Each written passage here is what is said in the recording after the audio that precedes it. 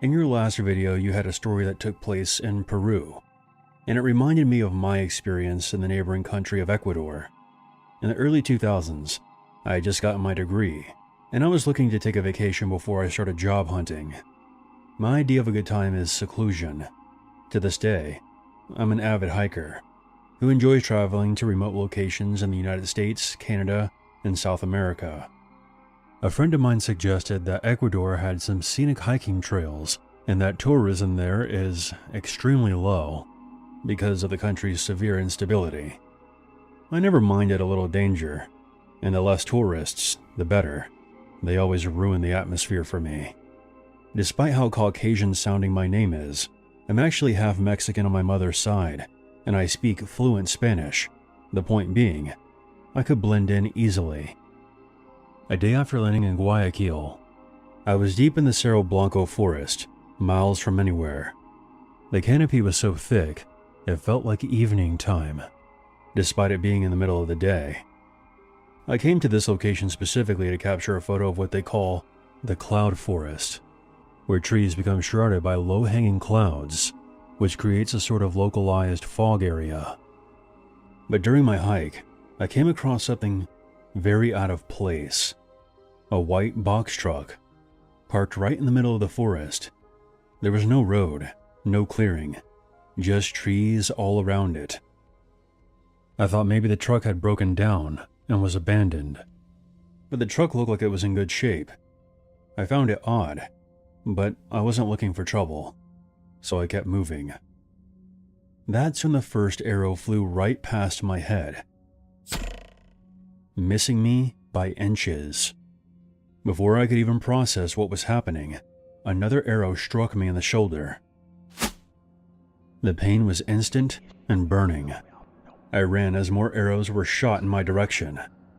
I came upon an area of tall bushes and dropped to the ground behind one of them, trying to make myself as small as possible. While I was hiding there, bleeding and trying not to make a sound, I saw a camouflaged figure emerge from the trees about 30 yards away, holding a crossbow. He moved slowly, scanning the area. He was clearly hunting for me. After what felt like forever, he finally disappeared back into the foliage. I soon heard the box truck start up and drive away. I stayed hidden for another 30 minutes. I knew not to remove the arrow, but I was still losing blood, and I had to get moving. I made my way back toward the parking area as fast as I could. When I finally reached the lot, I was exhausted and collapsed. Fortunately for me, several bystanders were there to help me. The police were called, and I was rushed to a hospital. A detective later came to speak with me when I was feeling better. He told me the box truck I saw was almost certainly being used by drug traffickers. The deep canopy of the Ecuadorian forests made perfect mobile staging points for moving narcotics. The man who shot me was probably guarding that shipment. It was in a remote location, but since it was near a hiking trail, the attacker may not have wanted to make too much noise, which is likely why they used a crossbow. I eventually made a full recovery and returned home as soon as I was able to. This happened in 2002. Since then, Ecuador has made a lot of progress and is a much safer place to visit now, but I have never returned there after that. There were a few articles written about what happened to me, but I can't seem to find any of them on Google. Over 20 years have passed, and I still go hiking whenever I can, and I always bring a handgun with me, if where I'm going allows it. It was around 2005 that I had to take a long hiatus, because that's when I met my wife and started a family. It wasn't until around 2018 that I started taking sporadic trips again. There was a while where I'd find myself looking at photos of my wife and kids, and a haunting thought would creep into the back of my mind. If that arrow had just been a few inches more to the left, I never would have met my wife, and my kids would have never been born. I likely would have disappeared forever. I was on my way back home to New Jersey from New York City. I had gone to go see a Knicks game at the Madison Square Garden that night. For full context, I went to a nearby nightclub and did a bit of drinking before heading back. So by the time I left the club, I was feeling a bit inebriated. I was absolutely not going to get behind the wheel of a car at night in the middle of New York City. I made my way to Penn Station and took the train to Times Square, got off, and walked over to the Port Authority bus terminal. Once I got there, I saw that it was empty. Not a single soul in sight. Suddenly, I was pushed from behind, and as soon as I fell to the ground, I felt at least 3 people kicking me while I was down. I curled up into a ball as I was assaulted. I then felt my wallet being taken as I just laid on the ground, completely defenseless. The 3 assailants ran off, and I was left there with no money or identification. Thankfully, my phone had not been taken during the attack. I rapidly pressed the power button 5 times, which connected me to a police operator. I told the dispatch what had just taken place, and they said that they would be sending a car out right away. I was still pretty shaken up about what happened, breathing heavy, and my words were trembling as I spoke.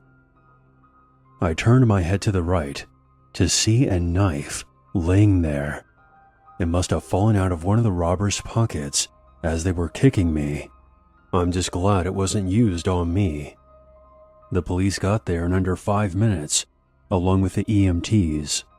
I was rushed to the hospital, where I told my story to the police. After being treated, I was released the next day. I'm still pretty upset that I lost $300 in cash, along with all my credit cards and driver's license, but my life is more valuable than any of that stuff. I'm still in communication with the investigators assigned to my case. No arrests have been made yet, and I'm not sure if they'll ever be able to track them down. If the police do end up catching them, I'll be 100% pressing charges. This story has become all too familiar within our society, especially in New York City. As a victim who was traumatized and beaten, we should never accept this as normal. People should be allowed to walk down the streets or ride the subway and not have to worry about being attacked or harassed.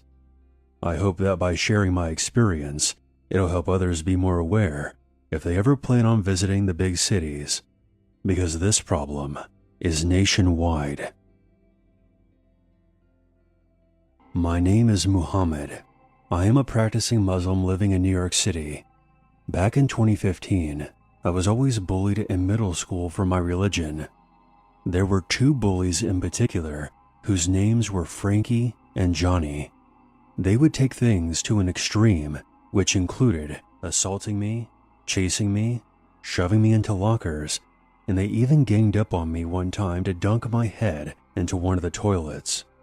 Funny enough, I had some friends who would preach about social injustice and Islamophobia in America, but they did not step in when they saw me being bullied. It was approaching the first weekend of December. My parents wanted to go upstate to our countryside house, which was located near the Catskill Mountains. I invited my best friend Jaden to come along with us. We drove out of the city at around 6 p.m. on a Friday night and got to the house around 8:30. After unpacking, we all went to bed. The next morning, Jaden and I wanted to go geocaching, since the house was right next to a state forest which had plenty of hiking trails. If you don't know, geocaching is an outdoor activity where you use a GPS device to find hidden containers, kind of like a treasure hunt. Jaden and I have been doing this since the 1st grade.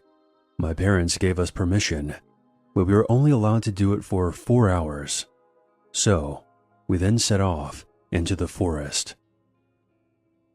An hour and a half passed, and we had already located 4 treasures on our hike. We were now near a waterfall, and the next box was 0.4 miles away from our current location. As we were walking and trying to locate the next geocache, we heard something moving around behind us. We turned around, and what I saw was scarier than any horror film I've watched. Here in this forest, many miles away from the city, I saw the two people who were currently making my school life a living hell, Frankie and Johnny.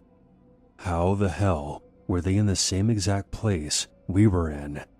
Did their families secretly have a house up here? Did they follow us? I didn't know how this was even possible. They couldn't have got there by themselves, since they were the same age as Jaden and I. Once I saw them, I blurted out, "What the heck are you two doing here? How did you guys even find us? You thought by coming out here you were safe from us? I don't fucking think so." We then saw a large knife in Frankie's hand. I didn't have time to think about how crazy this situation was. Jaden and I were now in danger. Suddenly, Johnny sprinted toward me. Before I could even run, he shoved me to the ground and held me down. Johnny was much bigger than me, and it was impossible for me to escape. He grabbed the back of my neck and forced me to the edge of the waterfall. There were no safety bars to prevent me from falling over. Was Johnny actually planning on killing me? I was now terrified for my life. I heard Jaden yelling for help, and I remember seeing him being held down by Frankie, who still had the knife. Both of our lives were now in danger. As Johnny and I neared the edge, I tried my best to break free, but it was no use. I clearly remember him saying, "This is what you fucking get. You bastards killed my uncle." His tone was downright demented. I pleaded with him not to kill me, pointing out that my family was born in America, but he didn't listen. I started to shout, hoping somebody would hear me. Then from behind the four of us, we heard a gunshot. Johnny immediately let go of me. There was a man dressed in hunting gear, with a rifle in his hand. Now, before you make any assumptions, let me clear him of any wrongdoing. We were in a non-hunting section of the park, but we were also in an area that bordered a private property that did allow hunting.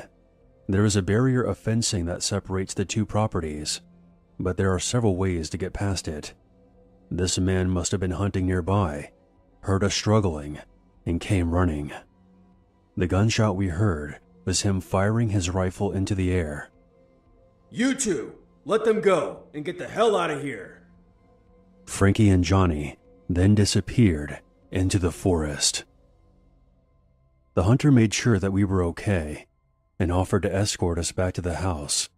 We accepted, since we were still worried about Frankie and Johnny surprising us again.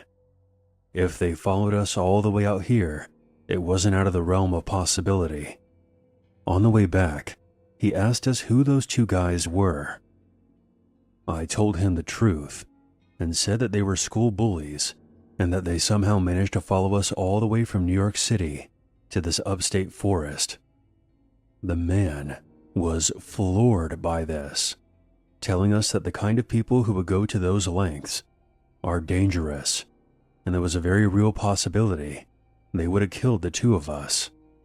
We made it back to my parents' property about 10 to 15 minutes later. We had a lot of explaining to do to my parents when they saw us being followed by a man with a rifle. We told them that this man saved us from two bullies who would constantly harass me at school. They didn't believe the story at first because, frankly, it sounded insane, but they spoke to the hunter who backed us up. After hearing the full story, they were in shock. After some discussion, we all agreed to go to the local police station, even if it meant the hunter would get into trouble. Under the circumstances, hopefully the authorities would understand. We met the hunter at the police station a couple hours later. We gave our statements as my parents waited in the lobby. They thanked us for coming forward and said that they would try to get in contact with our school back in the city. Hearing them say this put me in a much better mood. The hunter was let off with a warning for discharging his rifle in a restricted area. The remaining time at the country house was pretty chill. I was a bit worried that we would run into Frankie and Johnny at school the next day. But that Monday, I was called into the principal's office before classes started and was told that Frankie and Johnny had both been expelled, and criminal charges were being considered. Although since they were teenagers, the worst that would happen is a stint in juvenile hall. But I was happy to hear that both of these assholes would no longer bother me at school anymore. The rest of my school years went by pretty smoothly. Every once in a while I would still get called names, but it never came to physical bullying again. And I learned not to take it too personally. I never saw or heard from Johnny again, but I did run into Frank one last time in 2019. I was walking on a sidewalk around Times Square, and he happened to be walking in the opposite direction. I don't think he even noticed me. I wish I would have stopped and asked him how he and Johnny managed to follow us all the way to our country house upstate, because I have not got to the bottom of how exactly they were there that day. My follow-up question would have been why he and Johnny were such psychotic racist assholes to me. I eventually moved past this incident, but the memory of what happened almost a decade ago sometimes plays back in my mind and serves as a reminder that there will always be screwed up people in this world. This happened right after my divorce. It was a very rough time in my life. I was exhausted, stressed out, and needed to get away from everything. I rented out a small cabin deep in the forests of Vermont so I could work on my first novel in solitude. I had never been to Vermont before this. I'm from the West Coast. I chose it randomly because at the time, I was so paranoid that my ex-husband would follow me. Things did not end amicably between us. So, I reasoned that Vermont would be the last place he'd ever go looking for me. The cabin was beautiful, surrounded by thick forests with no neighbors for miles. At first, it felt like exactly what I needed. But after a couple of days, I started hearing strange noises at night, scratching sounds on the roof, footsteps on the front porch, and I thought I even heard voices whispering outside at one point. Given what I was going through at the time, this set me on edge. It wasn't just at night either. When I would go outside during the day, I got this overwhelming feeling that someone was watching me. I told myself it was just my paranoia from the divorce, and I wasn't exactly used to being alone in the woods. This went on for a few more days. I never encountered anyone though, so I just figured that perhaps my mind was playing tricks on me. One night, I woke up to a loud banging on my bedroom window. There was no way to rationalize it this time. There was someone outside the cabin. I sat up, heart racing, and looked to the window, which had the curtain drawn. Another loud pounding came, causing me to jump. Who's there? Do you have any idea what time it is? No one answered. After maybe 5 minutes of hearing nothing, I peeked out the window. The woods were dark and still. There was no one in sight. The thought had occurred to me that I experienced some kind of night terror, but just to be sure, I grabbed a flashlight and made my way out to the front door. Once I saw that there was no one on the front porch, I opened it carefully, then shined the light into the yard. That's when I saw them. There were maybe 10 men total, standing silently in the front yard and among the trees. All of them were wearing black hoods that covered their faces. In fact, That was the only thing any of them were wearing. They just stood there, like nude statues staring at the cabin. I'm not sure if I screamed or yelled at them, but it wasn't long after they all began to pleasure themselves. I was disgusted beyond words, but then I suddenly became more terrified than I had ever been in my whole life. Those freaks outside could easily force their way into the cabin. I was alone and defenseless. I slammed the door and locked it, then immediately retreated to the bedroom.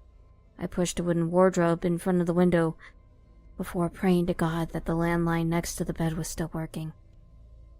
Thankfully, it was, but I was shaking so badly I could barely dial 911. By the time the officers arrived 15 minutes later, the men were gone. The police took my statement and told me something that made my blood run cold. They had apparently received several reports from other women in the area who had either rented cabins like me or lived in remote locations. It was the same thing. Several naked men wearing black hoods, standing in the nearby woods. The officer told me that he was only aware of one other instance where someone witnessed them masturbating. The police were never able to catch them. They took the reports seriously, but it was unpredictable where they would show up next, even with increased patrols. They theorized this was some kind of bizarre cult ritual. They would make sure the women were alone, possibly scouting locations before they moved in, although they never seemed to attack or break in. It was like they wanted to make sure the women saw them. Most of the time, things wouldn't go according to plan. The women either wouldn't answer the door or a neighbor would see them and start yelling. Either way, the men would disappear back into the forest before the police could arrive. I left the cabin the next morning and never went back, and spent my remaining time in Vermont in a hotel room in Burlington. After this incident, I've done extensive research into this topic over the years. Vermont is a very small rural state, and it does have a history of cult activity. There's also a local urban legend dubbed the Men in Suits. During the 90s, there were numerous reports emerging from isolated areas describing well-dressed men appearing in locations where they clearly did not belong. I guess you could title my experience the Men in Birthday Suits. As I mentioned at the beginning, I do plan on getting the full story published someday, but in the meantime, I'd love to hear. I broke down near Pope Lick Creek just before sundown, which is about the worst place in Kentucky to have a car decide to take a shit on you. Tasha and I were taking these back roads outside Louisville when the temperature gauge climbed up, the engine started knocking, and steam pushed out from underneath the hood. I eased onto the shoulder and killed it. I could smell all kinds of burning fluids. Tasha leaned forward, looked at the empty road, and said, "Well, that sucks." I popped the hood. Heat came off of it in a wave, damn near boiled the water in my eyes. Coolant had sprayed across the engine bay, and something lower down was dripping steadily onto the dirt. Oil, maybe. Either way, not something I'm going to be able to fix quickly. "You want to mess with it?" she asked me. "I can try, and if not, I guess we're just going to have to call a tow." She got back in the passenger seat and left the door open and propped her feet up on the frame. A minute later, I smelled weed. "Really?" I said. "We're stuck out here, I might as well be high." I didn't argue with her. I went to the truck, grabbed some tools that I had handy, and started working. At first, it was just frustrating. I checked hoses, tightened on some clamps, wiped fluid up constantly, tried to narrow it down to one problem instead of 5 of them. The woods behind us were close to the road, thick and quiet. Branches snapped now and then, leaves shifted, but nothing I looked at twice. Because when I looked up each time, I of course saw nothing. Tasha held the joint out once and I took a quick hit before going back under the hood. Didn't really help with my focus, but it did take the edge off, and suddenly I was a lot more patient. The light continued to fade, everything turning dark underneath the hood now. The tree line turned into a solid wall of shadows. I kept at it longer than I should have, mostly I think out of pride. Eventually I stepped back, wiped my hands on a rag and said, "All right, I guess we need a tow." "Fine," she said. "I'll call when I get back." "Back from where?" I asked her. "I have to pee." "Stay close, all right?" She gave me this look and walked off the road onto a narrow path that cut toward the creek. I watched her until the brush swallowed her up and then started packing my tools back up. Socket wrench, pliers, flashlight, everything was back in order. I was closing the toolbox when she came back faster than she left. Not running, but close to it, and her face looked awfully weird. "What?" I asked her. She kept glancing over her shoulder. "I think I heard somebody." "Where?" "In the woods, a woman, I think, calling for help." "Okay, you're definitely high." "So are you, and I'm not messing with you." Before I could say anything else, now I heard it. Faint, but clear enough to pick out the words. "Help me." It came right from the direction that she'd just been in. We both stood there listening. It came again. Same tone, same distance. It wasn't a bloody murder scream, but somebody definitely needed help. Tasha turned back toward the trees. "We should at least check it out. Or, hear me out, we call it in." "And tell them what exactly? That we think we heard something?" The voice came again. "Help me." I grabbed the flashlight. "All right, just stay behind me." We stepped onto the path. It sloped down toward the creek, dirt packed in places and loose as hell in others, roots cutting across it like a staircase. Sweat beads started running down the back of my neck. "Hello?" Tasha called out. "Don't do that," I said back quickly. If somebody was out there, they'd answer. The voice kept going anyway, same words, same cadence. We moved slowly, and the beam from the flashlight picked up bark, leaves, a flash of water through the trees, but nothing that matched a person. The sound of the creek started to fill my ears and everything got hazy. "Help me." Closer this time, definitely. Then I called out once, but got no response, just that same voice again. All right, this is getting weird. That's when I thought about the stories tied to that stretch of land. Everybody around Lowville had heard some version of it growing up. Something living out around the trestle, something that could mimic voices. Most of it had to be bullshit though, just tied to all the accidents and the suicides. We continuing pushing a line through brush and came out near a creek. The railroad trestle rose up ahead of us, dark and narrow against that little light that was left. It crossed high over the water, old wood and steel, archaic before us. I stopped. "Okay, we're done. Let's go back," I said. "What? She's right here. Look." Something was crouched on the tracks, low between the rails, arms hanging down, head angled toward the trees below. At first, it didn't register as anything but a shape, but then it shifted. "Help me."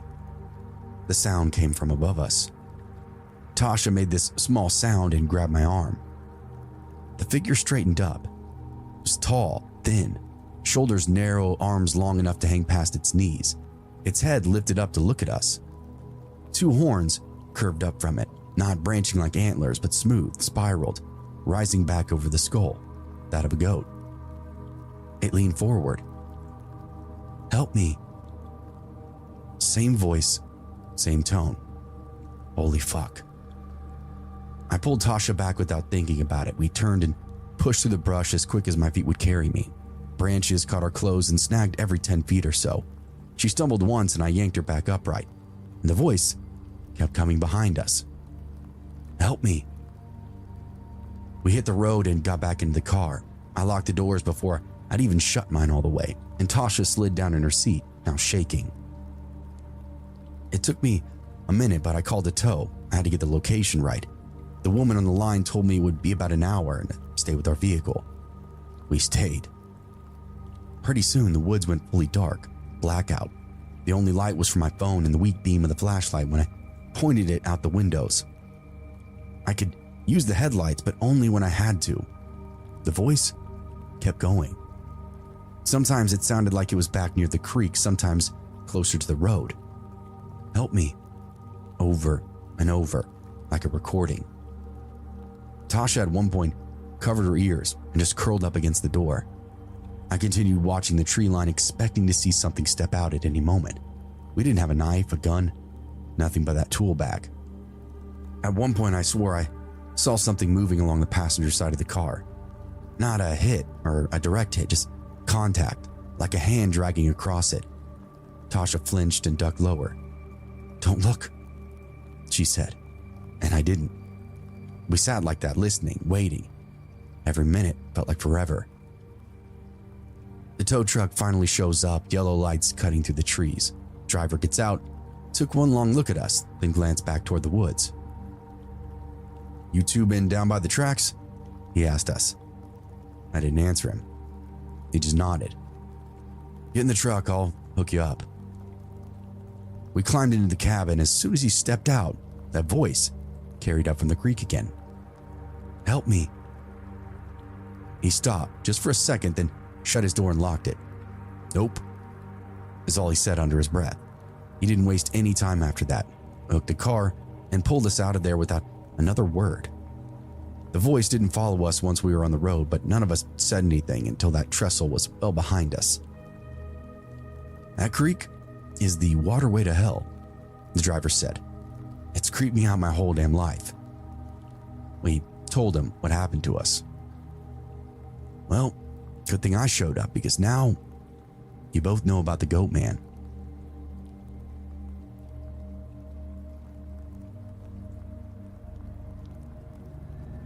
When we moved to Lexington, we thought we'd made it. I was 11 and the house alone felt like our ticket into the big leagues. 2 floors, a clean driveway, a yard my dad treated like a gold medal. The street had brick homes, big trees, and people who walked their dogs in the evenings. It felt stable, safe, secure. All those buzzwords a family wants to hear. We moved in there in the early 2000s after my dad got this job, a better one. My mom liked the schools, and Carrie and I were told it was a fresh start, and for a while, exactly what it was. We walked to the bus stop every morning, about 6 houses down past some hedges and a mailbox. Same kids, same routine. No warnings, no stories, nothing that suggested we should be paying attention beyond our own 2 feet. We settled in fairly quickly and school was normal. Weekends followed a pattern. My dad handled the yard, watched basketball, and my mom kept everything else running. Carrie, of course, made friends faster than I did, and I stayed home more than I liked to. Played games, rode my bike, didn't really think too much about it. It felt like a place where nothing bad happened, or at least nothing that could reach us. Our story would change about 6 months in. It was a Saturday morning, and Carrie and I were in the living room playing video games, wrapped up in blankets, while my dad was easing in his recliner with a big cup of coffee and the paper. My mom came downstairs already dressed, keys in hand, and asked if we wanted Burger King. That was enough to get our full attention. We didn't get it very often, so when we did, it felt like a full-on event. My dad told her to grab him 2 sandwiches. She told him he didn't need to. He said he did. Same exchange every time. She laughed, told us to pause the game, and walked out the front door. Back then, the breakfast from Burger King was legendary. Not only did it have the usual breakfast sandwiches, but they had croissants, biscuits and gravy, even those cinnamon rolls. Nummy. For about 30 seconds, nothing changed. Then we heard voices from the driveway. At first, it was normal, like somebody had stopped to talk. My dad lowered the paper but didn't move. The tone shifted. It was a man's voice, loud, cutting through whatever she was saying. And a second later, my mom started screaming. My dad was out of the chair immediately. He told us to stay inside as he moved toward the door, but we followed him anyway. By the time we stepped onto the porch, everything was already in motion. My mom was at the driver's side of the car, half in, half out, caught in an open door. Her purse was on the ground, one leg still in the car, the other flailing. A skinny man in a white tank top was on top of her, bent over, crowding her into the seat. For a second, my brain tried to turn it into something else, an argument, a misunderstanding. But then I saw the knife in his right hand, low and close to her body, and that was that. My dad ran at him and told us to call 911. Carrie grabbed my arm, pulling, and then the man looked back at my dad and drove the knife into my mom's abdomen before pulling it out again. It was quick, direct, no buildup. She made this short, sharp sound and dropped sideways over the center console. Everything was a blur after that. My sister and I were just screaming. We couldn't believe it. My dad hit the man, knocking him off her and into the side of the car. The door slammed and the horn blipped. The man swung the knife and missed, and my dad shouted at us to get inside. And this time, we listened. We ran to the kitchen and Carrie grabbed the cordless phone and dropped it. I picked it up and dialed wrong the first time, 119. No, my hands didn't even feel like mine. I tried again and got through. My mom was stabbed, I said when the dispatcher answered. I stood there with the phone in my ear, looking out through the front window while everything continued. My dad and the man were now on the ground. My dad had both hands on his wrist, trying to keep the knife away, while the man twisted and kicked, trying to break free. My mom was on her side in the car, one hand pressed to her stomach. Her hands were bloody, and so was the concrete under the car. The dispatcher asked for my address and asked if the attacker was still there, asked if my mom was awake. I answered as best as I could while watching it all. Carrie stood next to me, crying in these short bursts, not saying anything. Outside, my dad managed to slam the man onto the hood of the car. The knife dropped and he kicked it away before tackling him again. For a moment, it looked like he had control, but the man just kept fighting, scratching, grabbing, trying to bite him.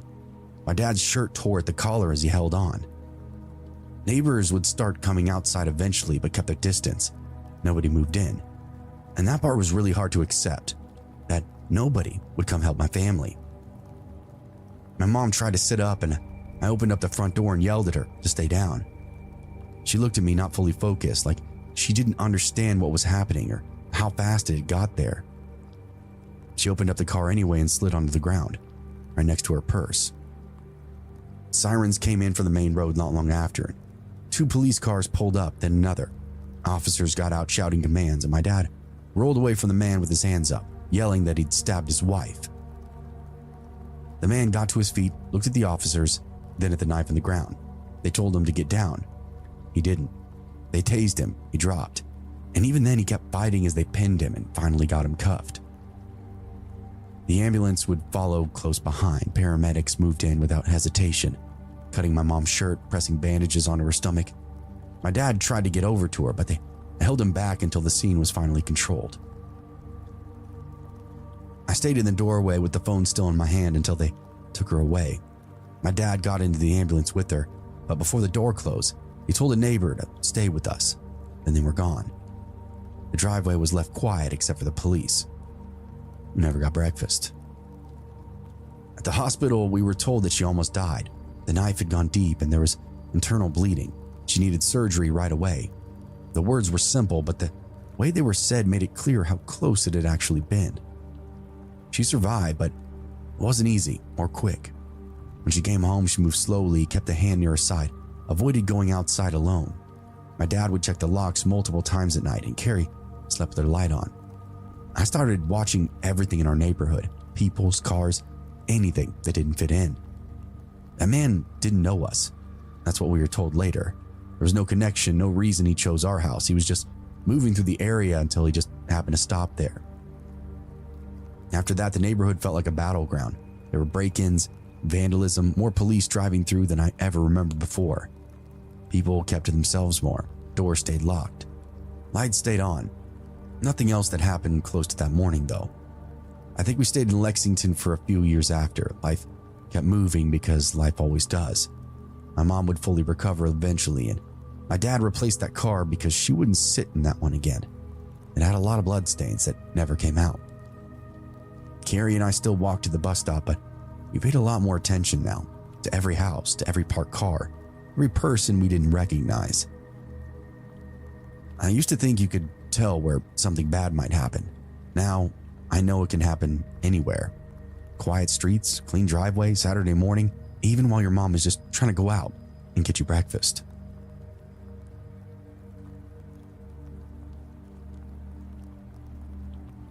Driving through the backwoods of eastern Kentucky in the dead of night is without a doubt the most terrifying thing I've ever done. Anybody who's ever been in the area knows exactly what I'm talking about too. All the lights from the moon and the stars are blocked by thick vegetation and the hills, so it's pitch black out there. There's history in those hills too, a lot of history, and that energy fills the place with this crazy bad vibe. It's like the very land is pissed at you, like it wants you dead. A lot of the roads aren't well traveled either. You'll be hard pressed to see a single car driving down them at night. Cell service out there, at least for me, is spotty at best, non-existent at worst, and you pray to whatever you believe in that your car doesn't break down, knowing full well the folks who live smattered across the hills are isolated, very private people. Knowing that, they might not be very happy to see you wandering around their property in the dead of night. None too happy at all. It's what my mom calls bad country, one word. She always told me to avoid the area if I could, saying that I'd likely be murdered or worse out there. I've heard plenty of stories too. Stories about people getting out of their car to help a stranded motorist, only to be ambushed, robbed, kidnapped, or murdered. Stories about strange lights and ghost killers and vanishing hitchhikers and crazy inbred hillbilly families. There are said to be hundreds of unreported deaths out there, people just vanishing off the face of the earth, never to be seen again. I've always avoided driving through those hills, but one night, I found myself on Kentucky Road 52, southbound instead of on I-75 south. Straight into those hills, straight into the darkness. I think around midnight I get a message from my mom, telling me my dad had been taken to the hospital. His condition was serious. I immediately jump out of bed and into my car, despite my mom telling me to wait until morning to drive down. I lived up in Richmond at the time while my parents were down in Hazard. It's a little under a 2-hour drive via I-75. And it's a little over 2 hours via Kentucky Road 52. That night though, of course, I-75 was closed due to an overnight bridge reconstruction progress, so I had to take 52 southbound, and it goes through some pretty gnarly bad country. I figured nothing would happen, that it'd be a smooth yet anxiety-ridden 2-hour-ish trip, but there was this dread that I couldn't shake boiling up in my gut, urging me to wait till morning, but I didn't. I couldn't. It's my dad. I gotta see my dad. I got to Richmond to Irvine just fine, driving through winding roads and hilly terrain with ease, going way faster than the speed limit. It was from Irvine to Jackson that things took a turn for the worst. First off, it was dark, like really fucking dark, even with my brights on, and they still only barely lit up the surrounding area. The constantly curving roads didn't help much either. I found myself slowing down and having to navigate through the dark, around the switchbacks and turns, inclines and depressions, hoping to God I didn't run off the road or hit an oncoming vehicle. And the dread was at the forefront of everything now. Sure, it could have been exacerbated by the worry for my dad, but there's just something about these hills, something evil, and I was really fucking afraid. The radio continued to dip in and out, so I put a CD in, Dio, and tried to drown out the fear with music, but after the first song, I turned off the stereo completely and drove in silence. All my senses were on high alert. It felt evil around me. It felt like I was being watched. Every so often, I would see a lash flight in the woods, like a campfire but brighter. And I swear at one point between Crystal and Beattyville, there was this pale and hairless humanoid running after my car next to the road. I swear, I saw it in the rearview mirror. It disappeared into the darkness in the trees when I braked and spun around in my seat. 30 minutes out of Beattyville, I saw a kid. He's wearing a yellow shirt, blue shorts, and a red jacket, hood up. Colors that reminded me of Superman. He wasn't wearing shoes, and that part bothered me. I flicked my brights down to the normal strength and slowed down to a crawl, wondering what the hell this kid, who looked to be under 10, was doing out in the middle of bumfuck nowhere. I made sure my doors were locked, cracked my window, and asked him if he was okay as I rolled toward him. He didn't respond. I glanced down at my phone. No service. Shit. I asked him if he was okay again, and he looked up at me quickly, making his hood fall down. He was crying. I slowed to a stop, and he immediately ran over, sticking dirty fingers into the crack of my window, pounding on the door. He was screaming something about how they were hunting him and that they were going to let the monster eat him and that they were watching us now, waiting just beyond the darkness. At this point, I'm fully fucking freaking out, and I might have been screaming too. Who knows? I tried to roll my window up while trying not to hurt the kid at the same time, but he wouldn't release his grip on my window. I thought he was going to break it, or at least trying to. Then, out of nowhere, this bright light flashed onto us. The kid screamed even louder, let go of my car, began running down the road, back toward Beattyville. And I'm ashamed to say I took off. I was afraid I was going to die and become another statistic out in those hills. In my rear view, I watched as what looked to be 3 men in hooded robes ran out onto the road. The spotlight one of them was holding was trained onto my car. It hit the mirror at an angle that blinded me, but it looked like the other 2 were going after the kid. I blinked and looked back toward the road, speeding out like a bat out of hell. I pulled off in Jackson and drove straight to the police station. 2 detectives and an FBI agent, who happened to be in town working with a liaison, listened to me with great faces. When I finished what I was saying, the FBI agent thanked me, told me that the kid had gone missing the day before from a Bible camp near Kentucky River. He said that's why he was in town in the first place. Apparently, the kid and his friends were out playing hide and seek in the woods in broad daylight when he just disappeared. He was wearing yellow, blue, and red, like Superman. The strange thing is, his footsteps just stopped, and his shoes were still there. It's like he was lifted off the ground by air. Super weird. Half a dozen cop cars with twice as many cops, the agent, and a search and rescue team were dispatched to the area within minutes of me reporting what I'd seen. I drove to a local diner and ended up staying in Jackson until morning, making the 40-ish minute drive down to Hazard after the sun rose. After hearing why it took me so long to get down there, my mom was beside herself with panic, but was also glad that I was okay, telling me I did what I did to survive, that I was brave, that I wasn't in fact a coward. Thankfully, my dad ended up making a full recovery too. And if you're wondering, I do feel like a fucking coward. If you're asking if I regret not letting that kid into my car, the answer is a resounding yes. I do. I am. It still haunts me to this day, but I don't know what would have happened if I stayed there any longer, and I don't know if either of us would have made it out alive. To my knowledge, no trace of that kid was ever found.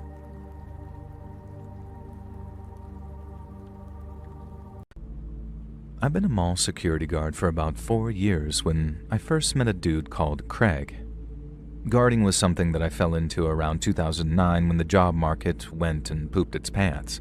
The pay was okay, I didn't mind working nights, and some of the store clerks used to work us into their 20% employee discount, which was awesome.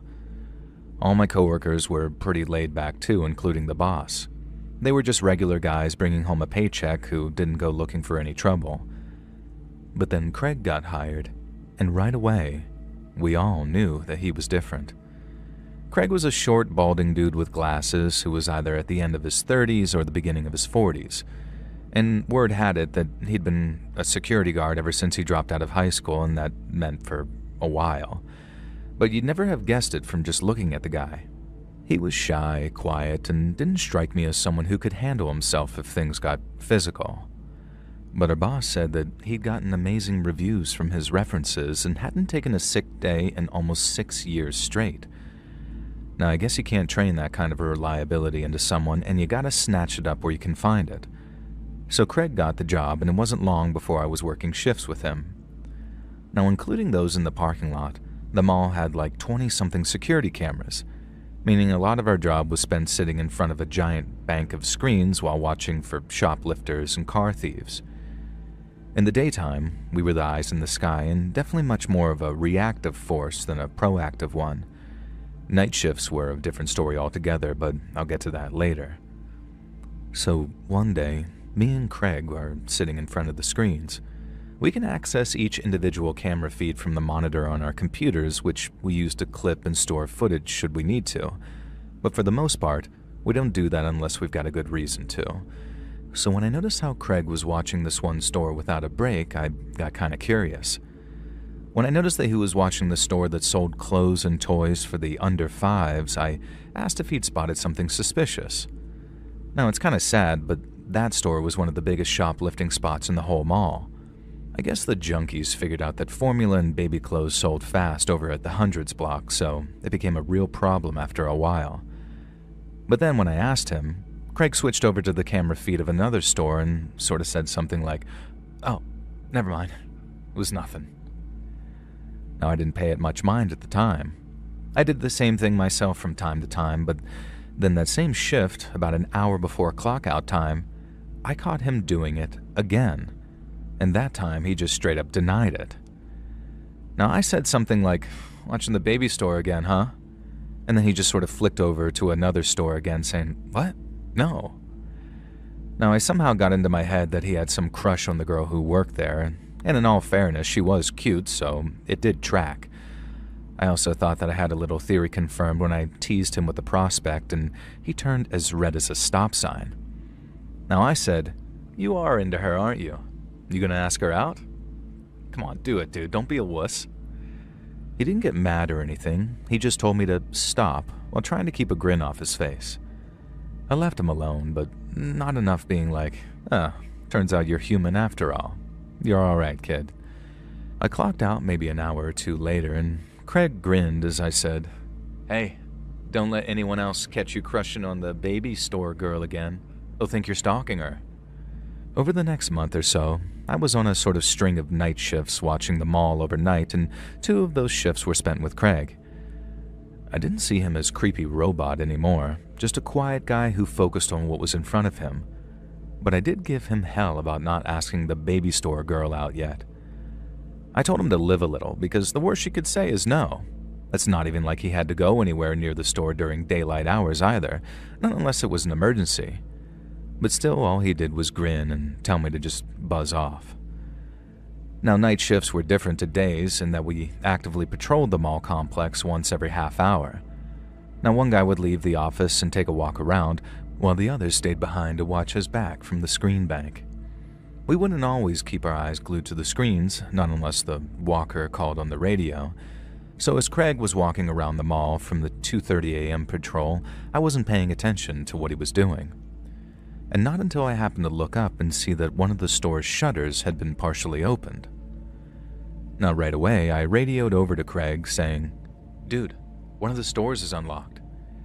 And then I had this weird sort of like twin moment of realization as 2 thoughts hit me at once. Craig wasn't answering his radio, and the store that was open was the baby clothes store. Now, right away, I'm thinking, uh-oh, Craig's in the baby store, mainly because we were not allowed to just walk into the stores after closing time, not unless something serious is going down. And since Craig was so reliable, I figured that there's no way that he'd be risking his job like that unless there was something wrong.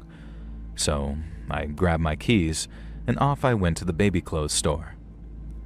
Now, a few minutes later, I'm ducking under the half-raised shutter, yelling out, "Craig, you in here, buddy?" And immediately he responds, "Yeah, I'm here," and steps out from behind one of the displays. He almost scared the crap out of me, and then I asked what the hell he was doing, and he told me he thought he heard something from inside the store. Now I say, "Dude, why didn't you hit me up on the radio? That's why I'm here." As in, why I was sitting at the screen bank. Now he hears something, he calls it in, and I can see past the shutters and into the store with nothing but a swivel on my chair. So as soon as he said it, I knew his excuse was nonsense, and I reminded him of what he was doing might actually get his butt fired. And it was like dealing with some dumb newbie. Only Craig was not some dumb newbie. He knew the job, and he was pretty good at it, so it made exactly 0 sense to me why he was acting the way he was. And so the next night, Craig kind of thanks me for, I don't know, caring about him, I guess. And he thanked me for not telling on him, and he also thanked me for getting him out of that store, which was weird because it was almost like the way an alcoholic might thank you for stopping him from drinking. And I guess that didn't ring the alarm bells that it should have, because at the time I just wanted to know what he was doing in the baby store so late. And that's when he broke eye contact and said something sort of like, I'm gonna be a father. And then right as I'm about to congratulate him, he added, "And I'm scared." I told him something along the lines of, "It's okay to be scared, but I'm sure you'll be fine." But I didn't mean it. Not because I'm the kind to offer empty platitudes, but because I didn't believe him. I'm not saying that I have a particularly advanced bullcrap detector or anything like that. I just don't care how quiet a guy is. If his wife or girlfriend is pregnant, he complains to his buddies at work about it. Even if Craig wasn't the type to complain about it, I didn't buy him not bringing it up before that moment when I confronted him about that store. And I didn't all the way confront him, as in like I didn't call him out on complaining that he was going to be a dad. I just knew that from then on that he was hiding something, or at least he was maybe hiding something. It was just enough to affect my opinion of him until I knew what that thing was, and when I found out, it was almost like a bomb going off. Craig acted nice and normal for the rest of the time we worked together. I didn't catch him staring at stores, and I didn't catch him in any stores after hours either. He was just Craig. Quiet, weird Craig who lied about having a pregnant baby mama because the next time I asked about it, he totally responded to me saying, "Huh? Oh, yeah, she's fine," when I asked about her. Now, I thought it was weird as hell to lie about something like that, and I hoped that the real reason wasn't like sinister or anything. But that, as it turned out, was nothing but wishful thinking. And on a day when I had to do night shift with Craig, a friend of mine sent a message to the Facebook group chat we shared. Now, the first notification read something like, "Chris sent a video," and then the rest were him sending things like, "Oh my god, LMAO, check out this loser freak." And he used to send tons of stuff like that to the group chat. Weird videos or memes and all that kind of stuff. And so sometimes they were really funny, and other times they made your skin crawl. In this case, the video was most definitely of the skin-crawling variety. When I opened it, all the camera showed was what looked like a kid's room, and then out of nowhere, a grown man dressed as a baby walked into the shot and then turned towards the camera. He was wearing one of those weird baby hats, the bonnets, and some makeup, and had this almost oversized pacifier in his mouth. So at first I didn't recognize him, but he had to take the pacifier out to speak, and when he did, I suddenly realized what I was looking at. It was Craig, the adult baby now babbling about mommy and having a full die-die, and then pretending to cry, saying, "Wah, wah, wah." I remember closing the video, and then just standing there in my kitchen for a second or two, just not really knowing what to do with myself. Obviously, one of the thoughts going through my head was, that's why Craig was in the goddamn baby store. He obviously couldn't wear any of the clothes there, but knowing why he was interested in them made my skin feel like it wanted to crawl off my bones. But then my other thoughts involved stuff like, was Craig dangerous? Was he some kind of PDF file whose thing was dressing up like a baby? I had no idea, and it's not like I wanted to dedicate any brain power to it either. It made me feel uneasy and very queasy thinking about Craig all dressed up like that, but it made me even queasier thinking that I had to spend 10 hours in a shopping mall with him, completely alone. I ended up calling my buddy Chris, the one who sent the video, to ask where he'd found it and how many people he'd sent it to. He said someone from his job sent it to him and that he'd sent it to just about everyone he knew, with obvious exceptions for family. Now that meant the video was going around town, so it wasn't going to be long until Craig got recognized for being the giant man baby in it. And while a heck of a lot of people were going to laugh their butts off at him, I knew that there would be people that thought he was a predator and would want to hurt him. But was he a predator? Or was he just some harmless weirdo? Now that was the real question, so that night while we were at work, I decided to just ask him about it. It was probably one of the most awkward and creepy exchanges of my entire life, and it took me like 3 hours to work up to it too. I wasn't scared of Craig, at least I wasn't physically intimidated by him, but if I confronted him on what was no doubt a deep, dark secret, what was to stop him from freaking out and pulling a knife on me or something? Even if he didn't and just straight up denied all knowledge, spending the rest of my shift with him was going to be awkward as hell, so it was definitely a period where I thought to myself, just mind your own business and let whatever happens happen. But I couldn't, and in the end, I asked him. The second I said, "Hey Craig, saw this video today." He turned even redder than I had asked him if he had a crush. Now, I cut myself off after today and just watched his reaction to sort of gauge it, and I swear to God, Craig started sweating right there in front of me. I told him I figured that he knew which video I was talking about, but he didn't move and he didn't say anything. He just sat in his chair, eyes locked on the screen bank, swearing and shaking like he was coming down with some fever. I guess I didn't really know where to go from there. He'd already admitted it silently, but it was an admission all the same. And I don't think I expected him to do anything but deny it till he was blue in the face. And so once I had the admission, I went to what I considered the most important question of all, which was, "Craig, are you a weirdo for kids?" And then, and only then, did I get a reaction. His head spun around and he says, "No, it's not like that, dude. I swear to God, I'm not." It was a very strong reaction and one that had a pinch of outrage to it, and not the kind of "please believe me" that you get when someone is lying to save their skin. Now, I guess I never truly know for sure, but in the moment, his answer, it rang true and I believed him, but that still left the question of what the hell was he doing making those videos? And I guess it might sound a bit weird, but I kind of backed off on wanting to know why. I mean, I could probably take a shot in the dark and it wouldn't be too far off, but even if I knew, it wouldn't change anything. Craig was weird. Really weird, actually, but as far as I knew, he was harmless, and I actually kind of liked the guy too, so there was that. And then, because I liked him, I knew he didn't deserve what was definitely coming his way, and I told him to quite literally get the hell out of town. And Craig knew it too. He knew that once people saw that video, and knew the guy who made it was a security guard down at the mall, it wasn't just his job he'd be in danger of losing. And so even though his record was clean and I didn't personally believe that he was some kind of diddler, the best thing for him to do was leave town and start over someplace else. And once I was done giving my speech, Craig looked like he was searching for the right words, and then he burst into tears out of nowhere, and he didn't stop crying for a good couple of minutes. Now, don't get me wrong, I didn't feel too bad for him. Uploading videos like that was dumb as hell, and it was only a matter of time before someone recognized him. But his dumb mistake had ruined his life, or at least it was going to ruin his life if he didn't find someplace far away to live, and fast. Well, that was the last I saw of Craig. When we clocked out, he thanked me for letting him know that his video was going viral, and then told me that I might not see him around much anymore. I told him I was sorry to hear that, but it was for the best. He needed a fresh start someplace else, and he needed to fix whatever needed fixing so he didn't feel the need to put that kind of crap online.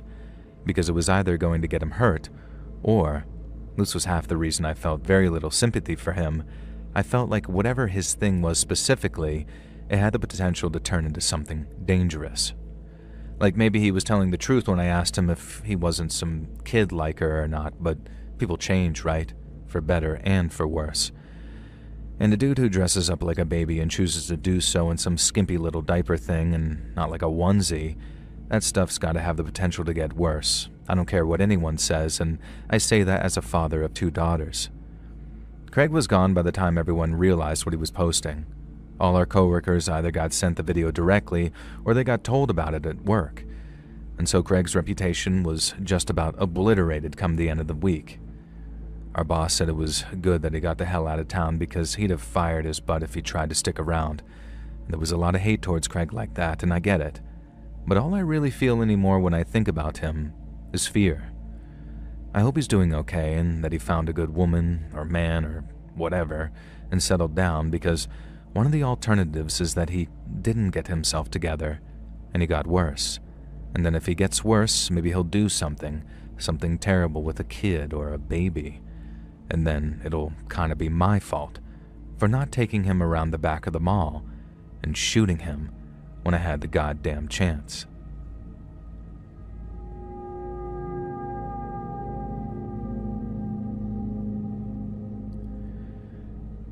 I've worked in medical science for nearly 20 years now, mostly as a lab technician, but also as a coordinator and principal investigator. And many years ago now, I used to work in a small medical clinic in the Greater London area. We mostly ran blood and urine tests, and while we had an x-ray room and a few other things too, it was 95% blood and urine week in and week out. And as you can imagine, we're exceptionally careful when handling samples. I can't imagine many of you have received calls saying, we misplaced that blood you gave us. Can you come back and give us some more? And that's because we're really careful with them. And so one day, when one of our nurses came to us saying that he dropped our sample, our first thought was concern, and not for the bloody sample, but for him. Now, I don't want to use his real name because that'll give away which clinic this took place in, so I'll just call him Dave. And when Dave dropped a sample, I was worried that he might not be feeling well. When I asked him what happened, Dave said that the beaker dropped from his grip after he suddenly became lightheaded. So we sent him home for 2 days, then he came back feeling much better. Now, Dave was a great nurse, an asset to the clinic, and God knows we wanted to look after him. So a couple of weeks later, when it happened for a second time, I recommended that he just go to the doctors for a full checkup. Dizzy spells can be a sign of some pretty nasty illnesses, but following a full medical exam, he was told that there was nothing wrong with him. We were relieved, why wouldn't we be? Not to mention, Dave did admit to skipping breakfast on the day of the second spill. So once again, it passed without too much suspicion, and Dave continued to work at the clinic.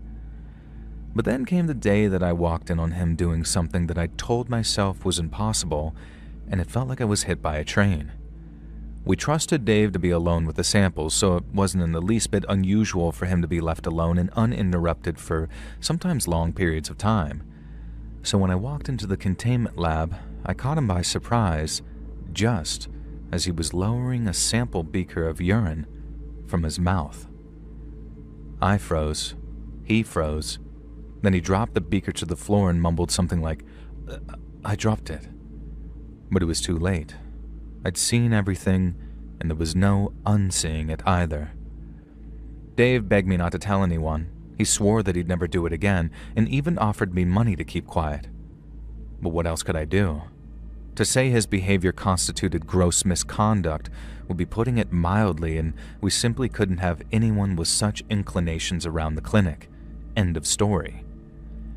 As you can imagine, it was quite a big deal, but all the General Medical Council was interested in was keeping it out of the papers. So when Dave just sort of disappeared, it suited everyone just fine.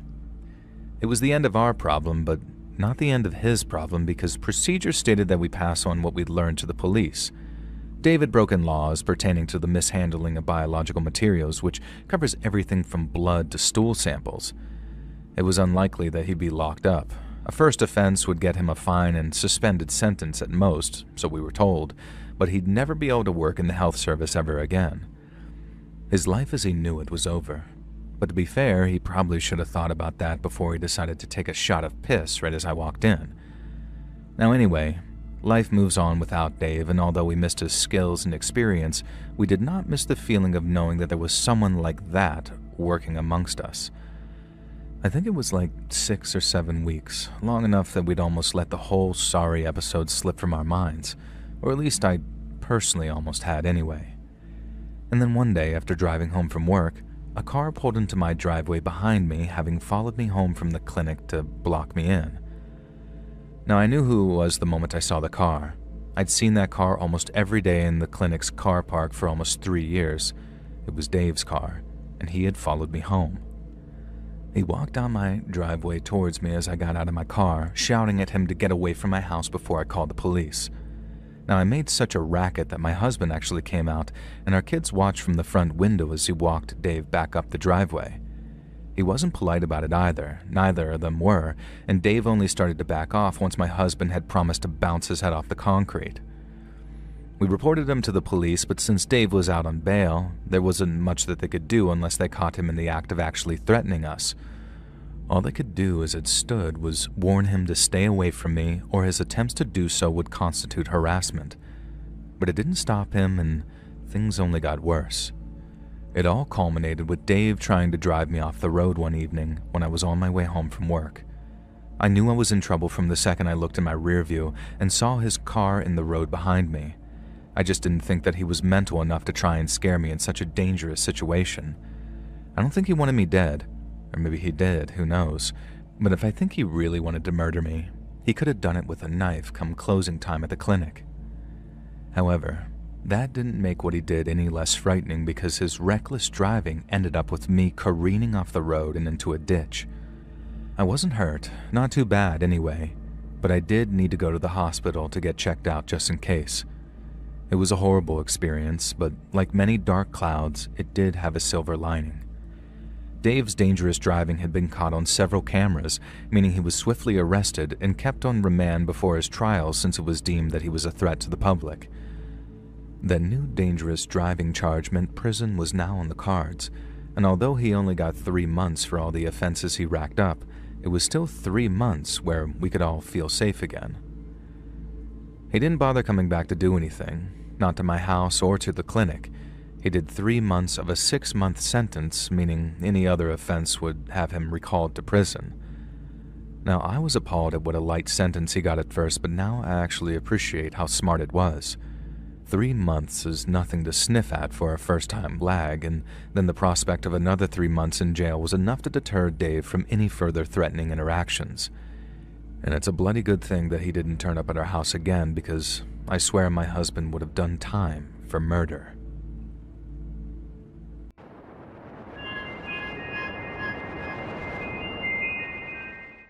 I told myself I was only staying at Miles and Claire's place until life stopped kicking me in the ribs. That was the version I gave people, anyway. In reality, my girlfriend had thrown me out of her condo in Tampa after she had caught me messaging someone behind her back. I never admitted that part. To Miles, I said that Lacey had gone crazy, and that I had no idea why she suddenly wanted me gone.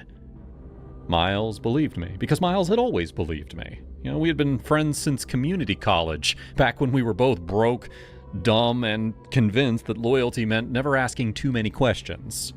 So, when he and Claire let me crash in the spare room of their townhouse, I acted grateful. I brought chocolates. I cleaned a pan once. I kept saying things like, "Seriously, man, I owe you." But deep down, I also felt like Miles owed me a little. He had the stable job, the nice rental, the pretty wife who made dinner and smiled at him like he was the safest person alive. I had a duffel bag, a dead-end job at an auto parts warehouse, and a breakup that everyone was pretending not to judge me for. Claire was nice to me.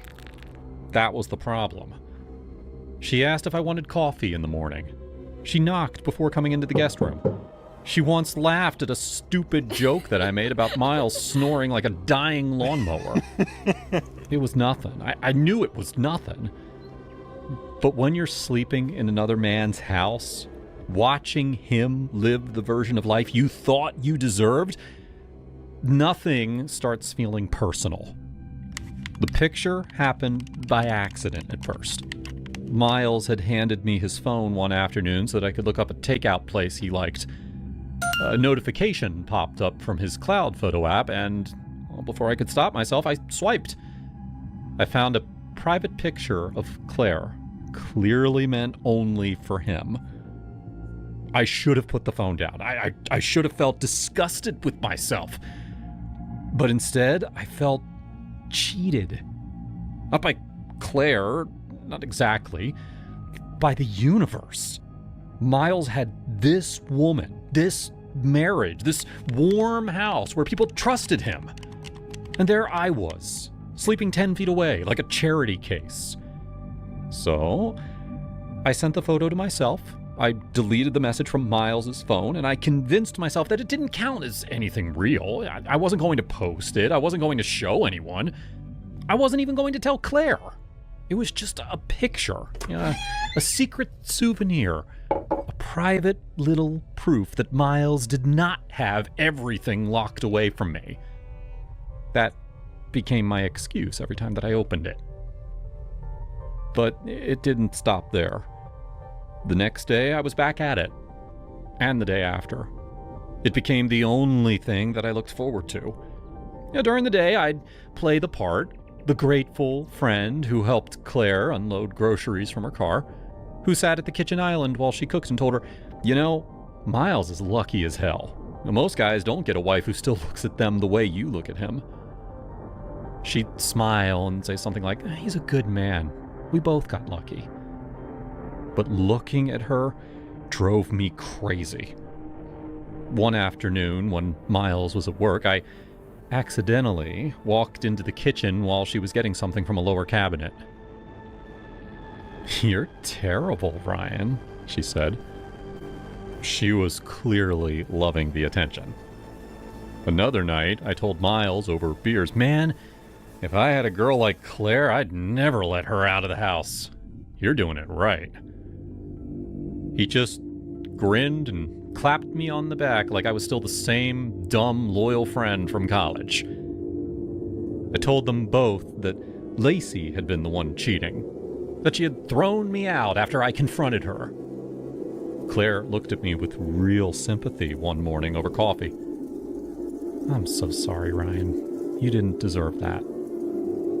I nodded and let her pour me another cup. One morning, when they were both out, I went through the laundry basket.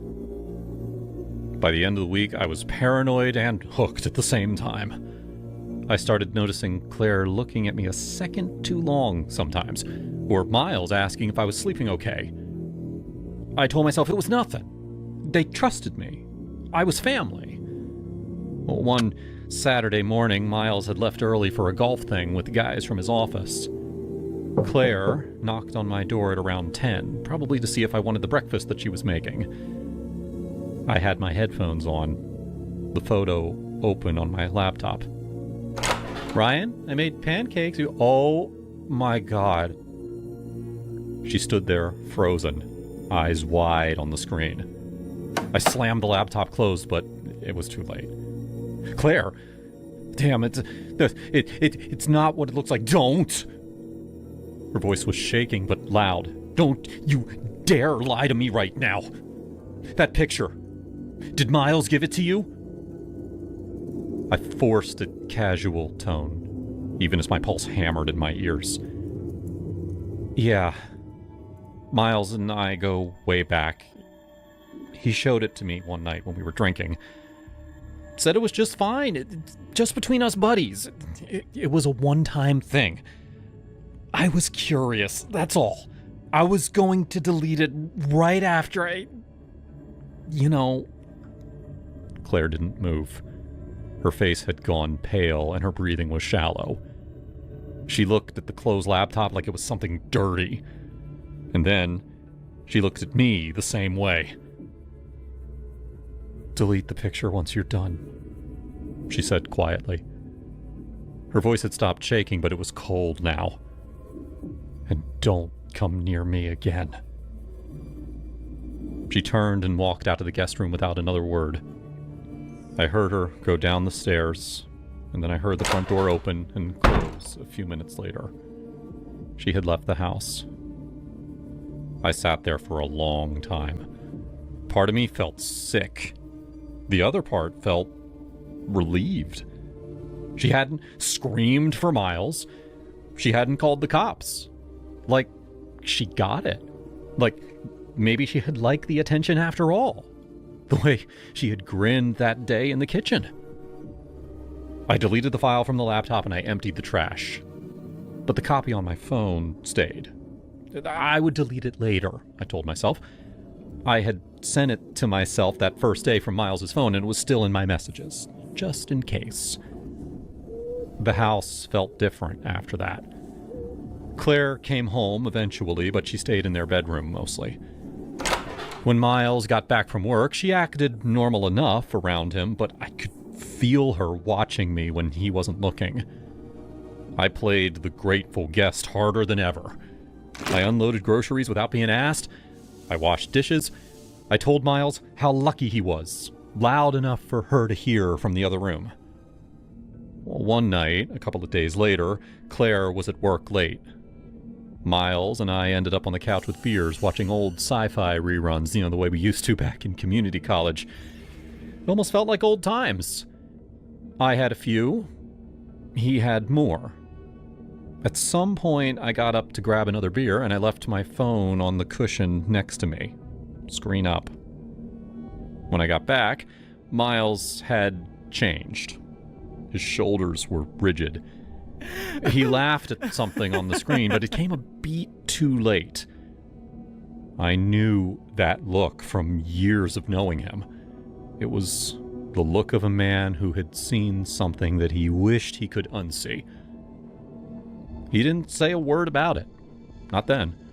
He just sat there pretending that everything was fine until the episode ended and he said that he was tired and went to bed. That made it worse. The next day, he was careful around me.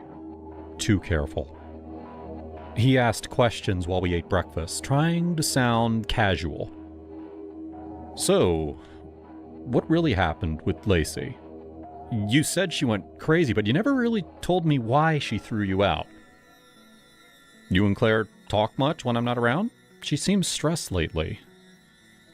I lied the way I always lied when it mattered. Smooth. Just enough detail to sound real.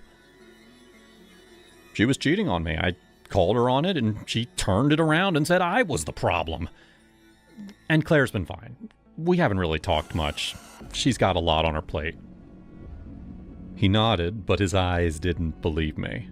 Or maybe they did, and he just didn't want to deal with it yet. Well then, the next evening, I was in the shower getting ready for my shift at the warehouse. I thought maybe the weirdness had passed. I was wrong. The bathroom door exploded open, slamming into the wall hard enough to leave a dent. I yanked the curtain aside, water stinging my eyes, and Miles was standing there holding my phone. His face was flushed dark red, his jaw tight like he was grinding his teeth to dust. "What the hell is wrong with you?" he roared. "Jesus, Miles, get out! What are you doing with my phone?" He didn't back up. He stepped into the room. "Why do you have a picture of my wife on your phone?" It wasn't a question looking for answers. It was an accusation looking for a fight. Wait. Let me explain. He shoved me in the chest. My bare feet slid on the wet floor, and I caught myself on the edge of the sink. The humiliation of almost falling in front of him made me angry. I shoved him back. He swung wild, his knuckles catching the side of my face with a bright flash of pain. I lunged forward and tackled him into the towel rack. We crashed around the tiny space like idiots, slipping on the tile, knocking half of the bottles off of the shower shelf into the tub with a plastic clatter. For a few seconds, it was just grunting and pushing and trying not to fall. And then, he got a hold of my collar and he drove me back against the wall. My head hit hard enough to make a light spark behind my eyes. "Hey, I took it off your phone that day that you let me use it," I said, the words tumbling out. It was stupid. I was drunk and I was lonely and I wasn't thinking. I'm sorry, man. I crossed a line. I know I did. He kept me pinned there, breathing hard through his nose. I could see him trying to decide what to do with me. "Oh, come on. It was just one picture. You still have the wife. You still have the house. You won in life." He stared at me for a long moment.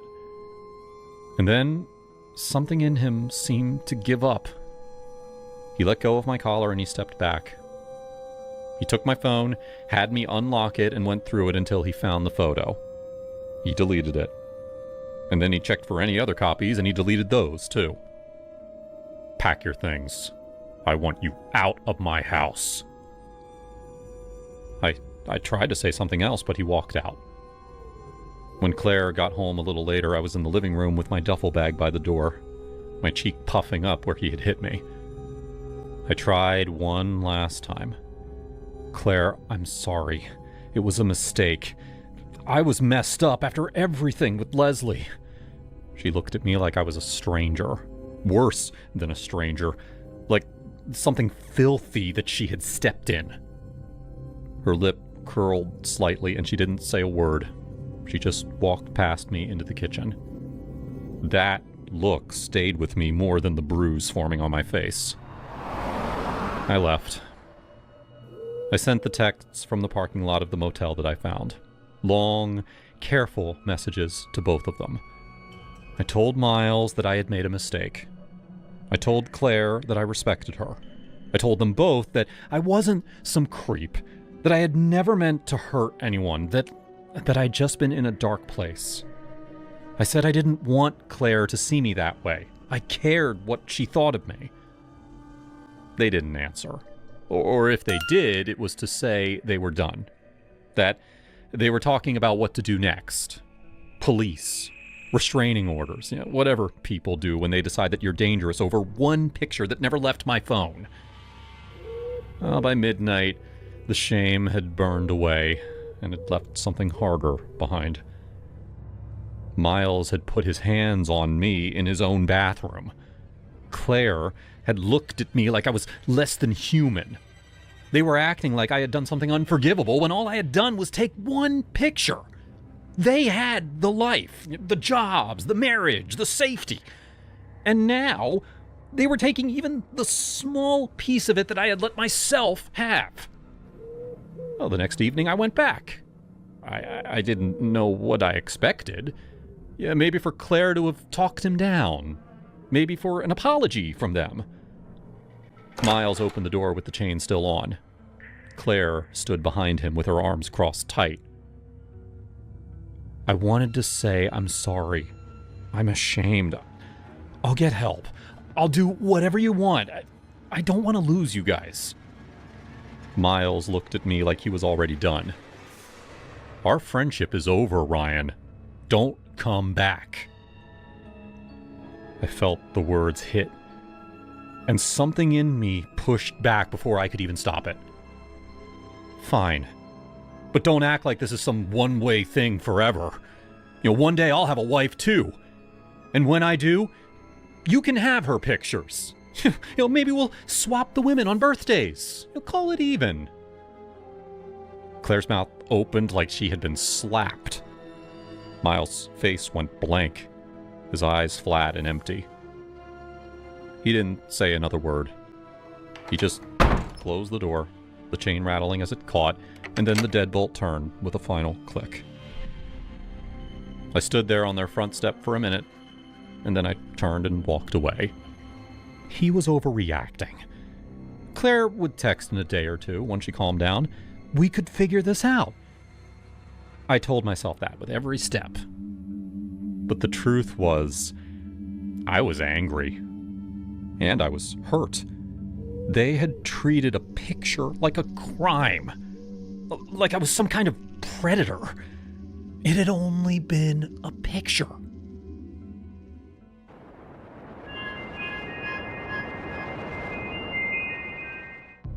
My name is David. I'm 28, an ER attending at St. Luke's in Chicago. Or I was. 12 years of med school, residency, night shifts, saving lives. None of it prepared me for the moment my own life imploded. Julia and I had been together for almost 5 years. We met at a hospital fundraiser. She was there representing a non-profit that provided mental health services to low-income families. We started dating casually and then seriously.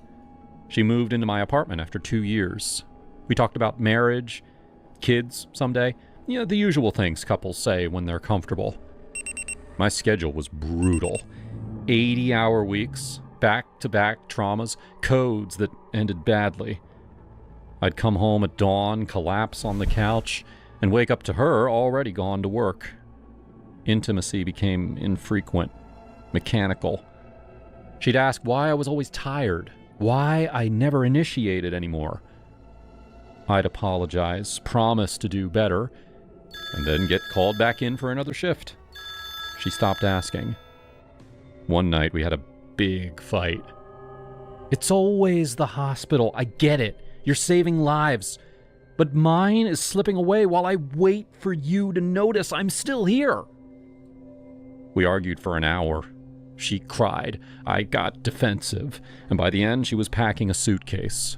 She had a job offer in Seattle. Better pay, better hours, a fresh start. She booked a flight for the following week. The day she left, I worked a double. When I finally got home, the apartment felt too quiet. Her side of the closet was empty. Her shampoo was gone from the shower. I opened my wallet to pay for delivery, and I saw the photo that we had taken in Mexico 2 summers earlier. Her laughing, head thrown back, my arm around her waist. I sat on the floor and lost it. Sobs came hard, the kind that make your ribs ache. I grabbed my phone and called Joe. Joe had been my best friend since undergrad. Same med school, same residency program, now both attendings in the ER. He's the guy who drags me out for beers when I've had a bad shift. The one who tells me straight when I'm being an idiot. He picked up the 5th time I called him. David? You okay, man? No. Julia left. She's moving to Seattle. Silence for a second. Then, where are you? Home. I don't know what to do. Come to the party. I'm at this costume thing at a friend's house. It'll get your mind off of it. Or at least get you drunk enough to forget for a few hours. I'm not in the mood for a party, Joe. You will be after a couple of drinks, trust me. Come on, brother, don't sit there alone. I hung up, wiped my face, and looked at myself in the mirror. Eyes red, shirt wrinkled. I changed into jeans and a tee, grabbed my keys, and drove.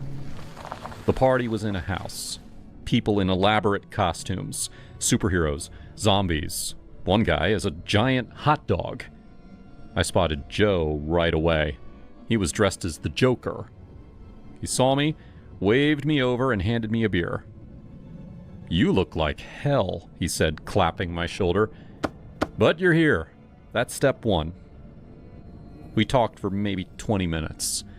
I told him the details. Her new job, the fight, how empty the apartment felt. He listened, nodded, told me to focus on work, that time would help, that I'd meet someone else eventually. She's gone, man. You can't force it. Just keep moving. I nodded, but the beer wasn't helping. The noise was too much. I told him I needed air, and I stepped outside. The sidewalk was cold. I sat on the curb, head in my hands, crying again, like a kid. People walked past, pretending not to notice. After a while, I got up and drove to her old apartment building. Our old place, technically, until the lease ended. I buzzed. No answer.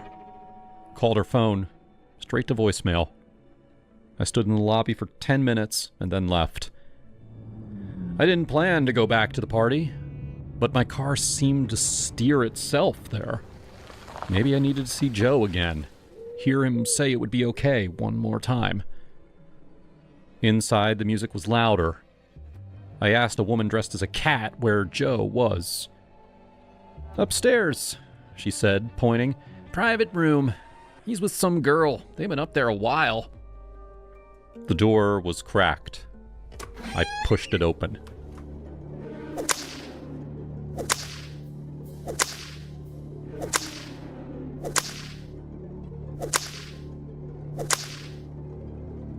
What the hell? Joe froze. Julia twisted her head and saw me. David, she breathed. Joe dropped the crop. Dave, man, this isn't... Don't stop, please. Joe hesitated, looked at me, and then back at her.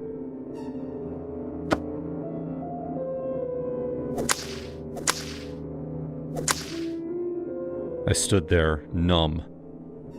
Julia, what are you doing? What does it look like? Getting what I need.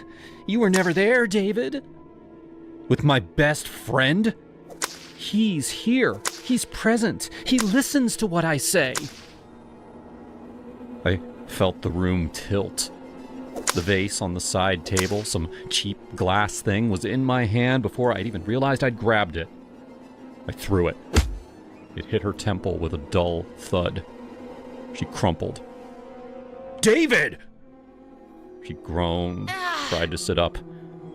I backed away. I didn't mean. Joe was already on his phone. Yes, police, we need help. Assault. Julia, dazed, looked at me with something close to triumph. You finally did something, she whispered. The cops arrived fast.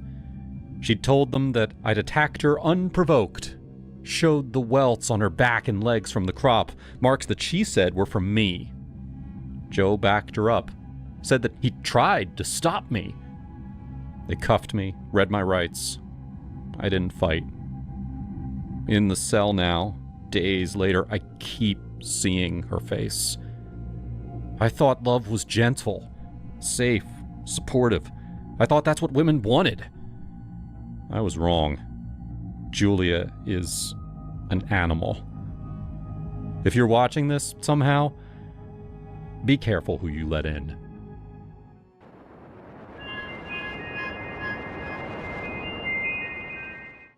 My name is Matt, and this happened 6 years ago, back when I was in Chicago trying to make things better after my divorce. I bought that fancy Canon camera on a whim during better times. Thought it'd kickstart a side hustle in videography. But life had other plans. Alimony payments. So I listed it on eBay for $1,500, hoping for a quick flip. The bid came in fast. Some guy named Alex messaged me right away. Hey Matt, love the camera specs. Need it for a shoot down south. Can you ship it directly to the location? I'll pay extra for express.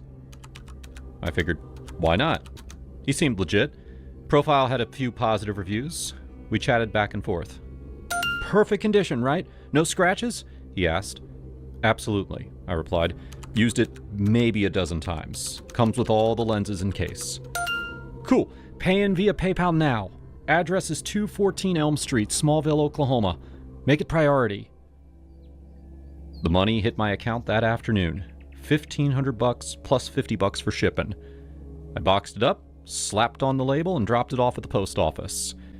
Felt good. Like a weight lifting.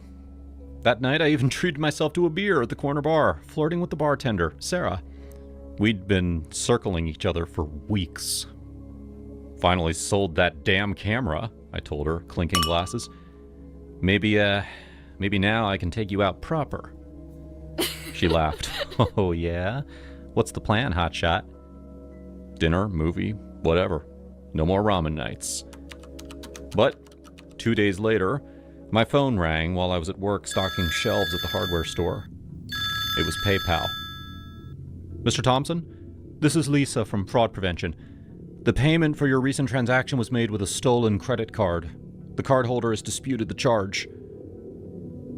My heart dropped. What? But I already shipped it. The money's in my account. I'm sorry, sir. We've reversed the transaction. You'll see the debit soon. Reversed? That's $1,500. I can't afford that. The package is delivered. Tracking says that it arrived yesterday. She sighed, like she'd heard this 100 times. We recommend contacting local authorities, but PayPal's policy's clear. Seller protection doesn't cover this if the address wasn't verified. I hung up, furious. My boss let me off early, seeing the steam coming out of my ears. I paced the apartment, staring at the tracking confirmation. Delivered to some podunk town in Oklahoma. Who the hell was this Alex? I dug into the address online. Public records, Google Maps. It led to a modest house on the edge of Smallville, population maybe 2,000. And get this, the owner was the freaking mayor, Harlan Brooks. I called the local police non-emergency line. Yeah, hi, this is Matt Thompson from Chicago. I think I shipped stolen property to an address in your town. Got scammed out of a $1,500 camera. The dispatcher transferred me to a detective named Ramirez. Stolen how? He asked. Buyer used a hacked card. PayPal yanked the money back, but the package is at 214 Elm Street. That's Mayor Brooks's place, right? A pause. Yeah, that's Harlan. Look, son, this sounds like one of those reshipping scams. We've had a few reports. I'll look into it. Reshipping? What's that? Criminals overseas get folks here to forward packages. They pay 'em peanuts, claim it's legit work from home. Electronics, clothes, stuff bought with stolen cards. Gets laundered through middlemen. Jesus. So the mayor's in on it? Not saying that, but I'll pay him a visit. I couldn't sit still. That night, I vented to Sarah over the phone. This is divorced, alimony, and now scammed? Karma's got a hard-on for me. Oh, Matt, don't beat yourself up, she said softly. People are Come by the bar tomorrow. Drinks on me. The next day, Detective Ramirez called back. Talked to Harlan. He admitted receiving packages. Says a guy online hired him for logistics assistance. Gets $20 per box to repack and ship to Russia. Didn't think it was shady. Yet he didn't know. Electronics and clothes? Come on. He's 62, semi-retired. Claims that he needed the extra cash after his wife passed. But, yeah, your camera's gone. Shipped out already. We can't recover it internationally. So that's it. I lose $1,500 and he walks? He's cooperating. No priors. Probably a warning, maybe a fine. These scams are global. Hard to prosecute the little fish. I thanked him, but rage boiled over. I looked up Harlan's number. Small town, easy to find. Dialed it that evening. Brooks residence, a weary voice answered. Mayor Brooks, this is Matt Thompson. You got my camera. A long sigh. Oh, hell. The detective mentioned you. Look, son, I'm sorry. I didn't know it was stolen goods. How could you not? Strangers sending you high-end tech to forward to Russia? For $20? I was desperate. Betty died last year. Medical bills piled up. This ad popped up online. Easy money, no heavy lifting. They said that it was overstock from warehouses. I got maybe a dozen packages, laptops, dresses, shoes. Shipped them up to some P.O. box in Moscow. Dresses? Shoes? So women's stuff, too? Yeah, designer brands. Figured it was returns or something. You ruined me, you know that?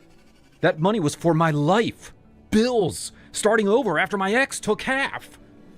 I get it. I've been there. Lost everything to those hospital vultures. But I swear I stopped after the cops showed up. Burned the last labels. We talked for 20 minutes.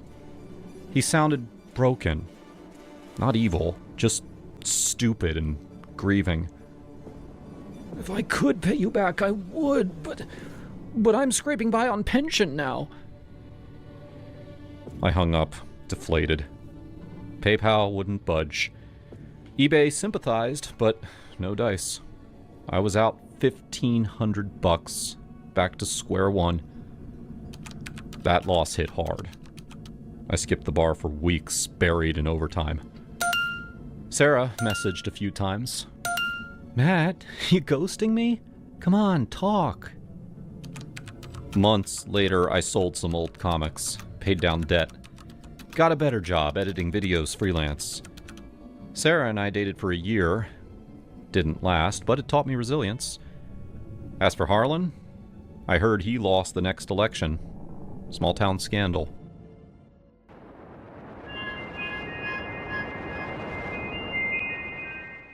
My name's Olivia, and back then I was just a single mom. My ex had left me with a house full of his crap, including this massive 55-inch flat-screen TV that he swore was top of the line, but really just collected dust in the living room. I didn't need it. My daughter, Lily, and I were downsizing to a smaller apartment anyway. So I posted it on Craigslist for $200, figuring it'd go quick. Gently used Samsung TV. Perfect condition. Pickup only, I wrote. added a few photos, and hit publish. The responses came flooding in almost immediately. Most were the usual lowballers or no-shows. But one guy stood out. His name was Zachary, or at least that's what he said in his email. Hey, interested in the TV. Can meet today?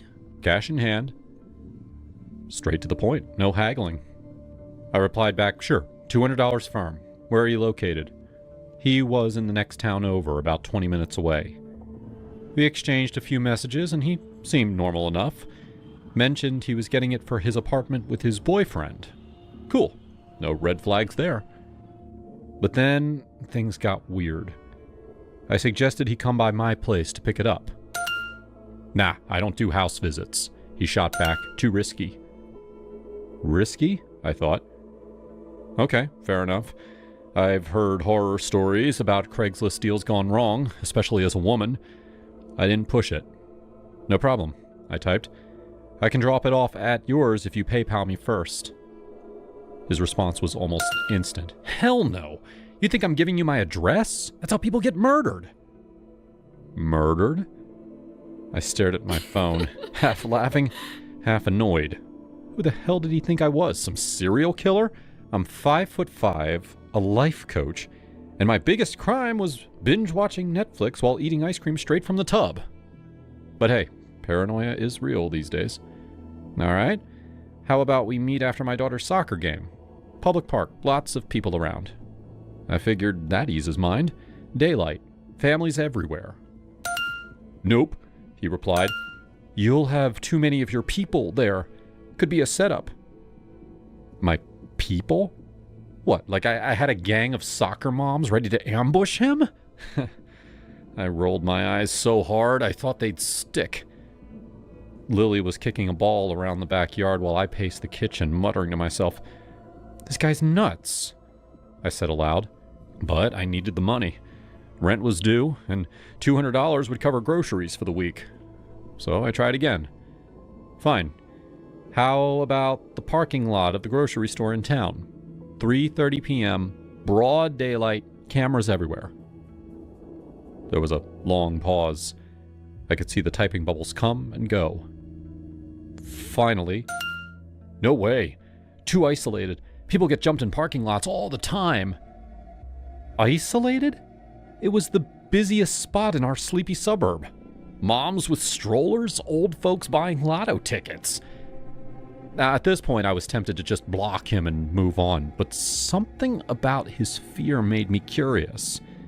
Was he traumatized, or just watching too many things online? Okay, last idea, I wrote. In front of the police station. Can't get safer than that. He hesitated, but eventually agreed. Fine, but I'm bringing my boyfriend and 2 friends, and I'll call an officer out to witness. Jesus, I thought, this was escalating to full-on drama. Whatever makes you comfortable, I replied, trying to sound chill. Inside, I was cracking up. Lily overheard me on the phone with my best friend Susan later that night. "Mom, why is that guy so scared of you?" she asked, giggling. Am I scary? I struck a pose like a monster, and we both laughed until our sides hurt. The next afternoon, I loaded the TV into my SUV, carefully wrapping it in blankets so it wouldn't scratch. Lily wanted to come, but I told her to stay with Susan. This might be weird, kiddo. I'll be back soon. I drove to the police station, parking right out front under the big blue sign. It was a sunny day, birds chirping, nothing weird about it. I got out, leaned against my car, and waited. About 5 minutes later, this compact Honda pulled up. Out stepped Zachary. Behind him was his boyfriend and 2 other guys who looked like they were dragged along for the ride. One was fidgeting with his phone, the other scanning the area like a Secret Service agent. Zachary spotted me and froze. "That's her," I heard him whisper to his boyfriend. "Yeah. Hi, Olivia." "TV's in the back." He didn't move. Instead, he pulled out his phone and dialed. "Yeah, officer? This is Zachary from earlier. Can you come out? We're doing the Craigslist thing. I bit my lip to keep from laughing. A cop sauntered out looking bored. You the buyer? He asked Zachary. Yes, sir. Just want to make sure everything's legit. The cop glanced at me, and then back at them. Ma'am? He nodded. I smiled. Hey. Zachary and his crew approached slowly, like I was a bomb about to go off. Show me the TV first, Zachary said, his voice shaky. Sure. I popped the trunk. They all peered in, inspecting it like it was evidence. Looks good, his boyfriend muttered. The two friends nodded, one whispering, she seems normal. Plug it in? Zachary asked. Here? In the parking lot? There's no outlet, dude. The cop chuckled. Son, if you're this worried, maybe skip Craigslist altogether. eBay's got buyer protection. Just being careful. You hear stories. Yeah, I do. But she's got a kid's car seat in there. Doesn't look like a murderer to me. I couldn't hold it in anymore. Look, Zachary, I'm not here to scam or hurt anyone. I'm just a mom selling a TV. If you don't want it, no hard feelings. He sighed, glancing at his boyfriend. They both held hands. Oh, okay, fine. Let's do this. He pulled out his wallet, counted out $200 in 20s, and handed it over under the cop's watchful eye. The officer even joked, want me to notarize it? We all laughed awkwardly. Then came the transfer. I helped lift the TV out. It was heavy, but manageable. They tried to Tetris it into the car's trunk. No dice. Then the back seat. Still no. The four of them were crammed in like sardines already, and the TV was too bulky. It won't fit. I offered, I can follow you guys home and drop it off? Zachary shook his head vigorously. No! I mean, thanks, but no. In the end, they called an Uber for the TV. Yeah, seriously, an Uber XL just for the screen. The driver pulled up, confused as hell. You want me to transport a TV? Long story, Zachary mumbled, tipping him extra. As they piled back into the Honda, the cop turned to me. You handled that well, ma'am. Some people are just extra. Thanks, I said. Makes for a good story, at least.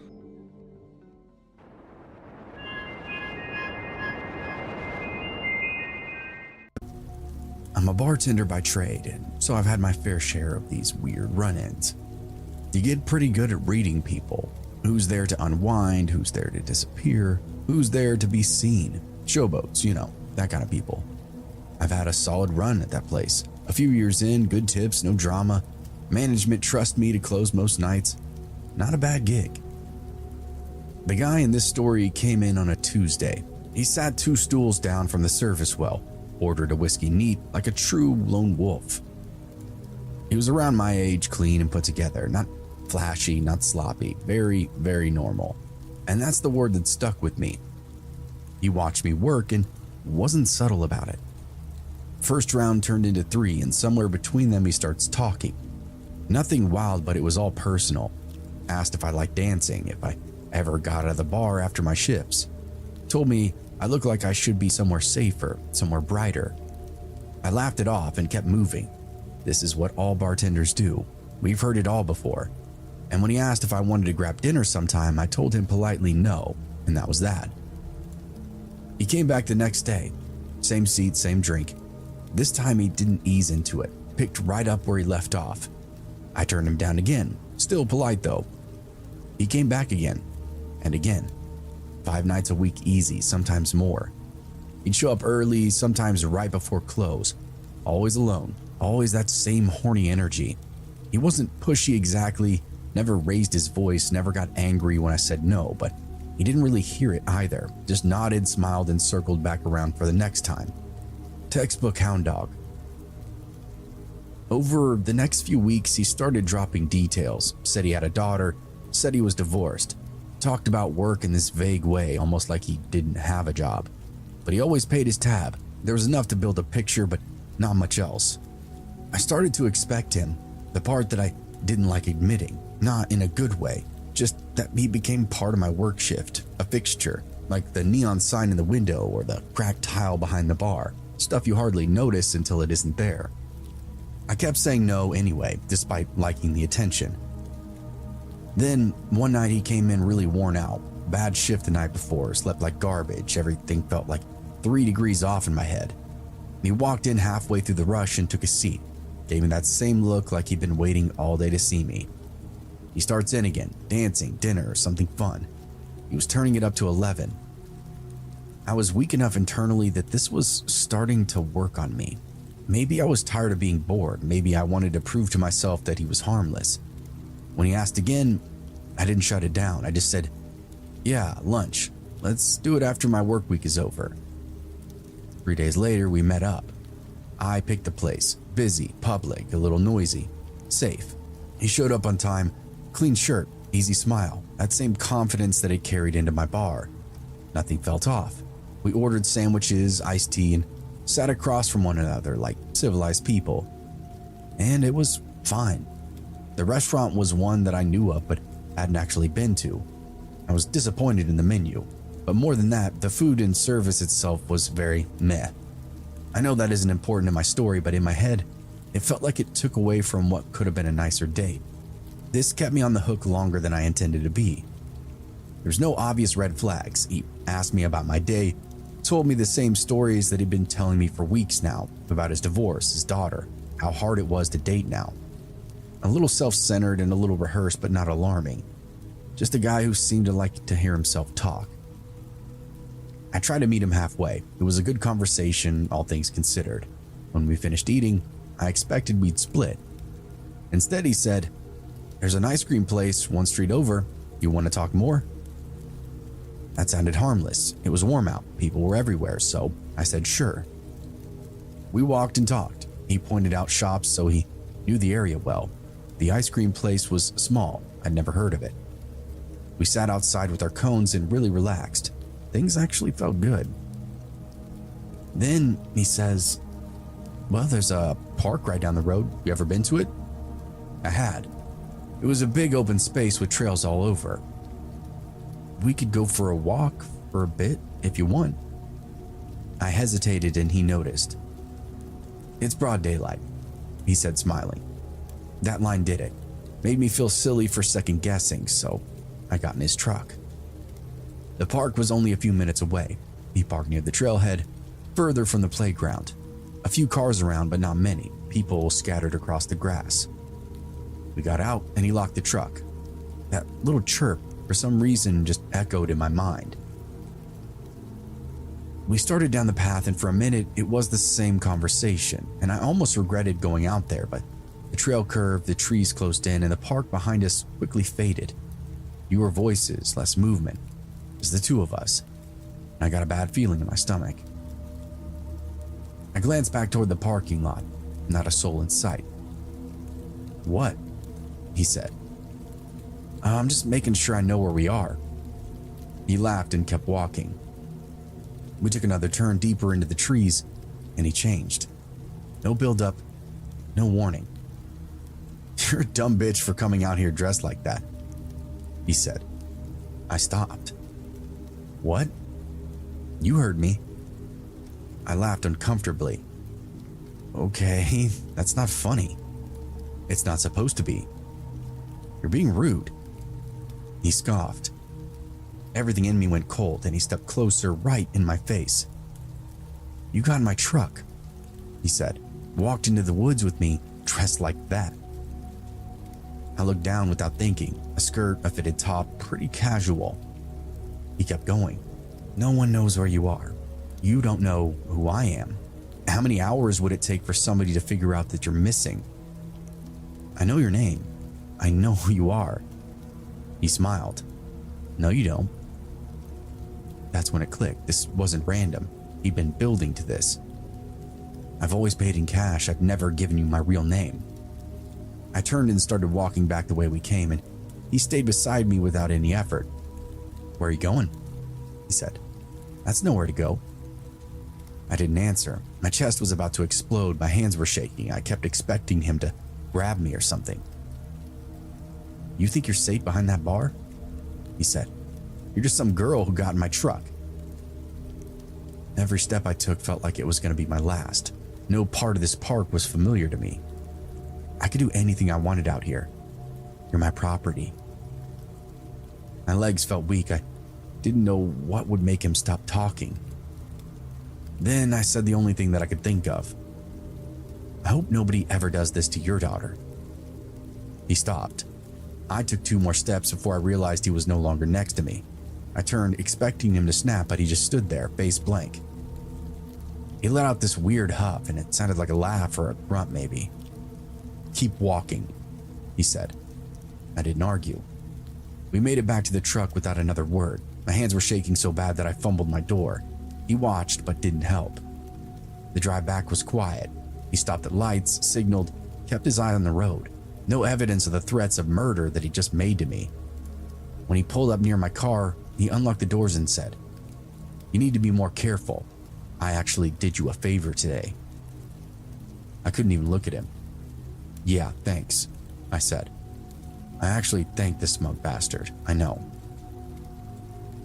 I got out, walked to my car, and locked the doors, and lost it as soon as I was inside.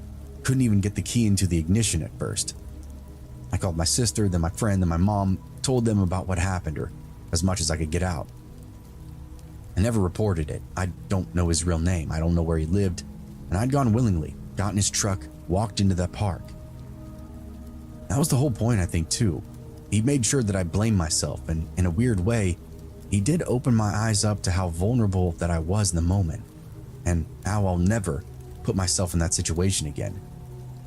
This all happened in 2022, and he never came back to the bar.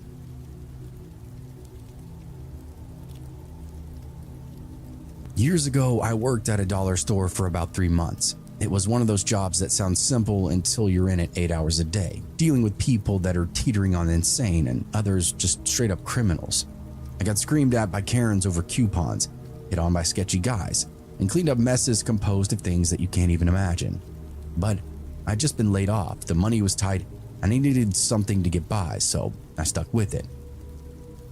I think the only upside was the location itself.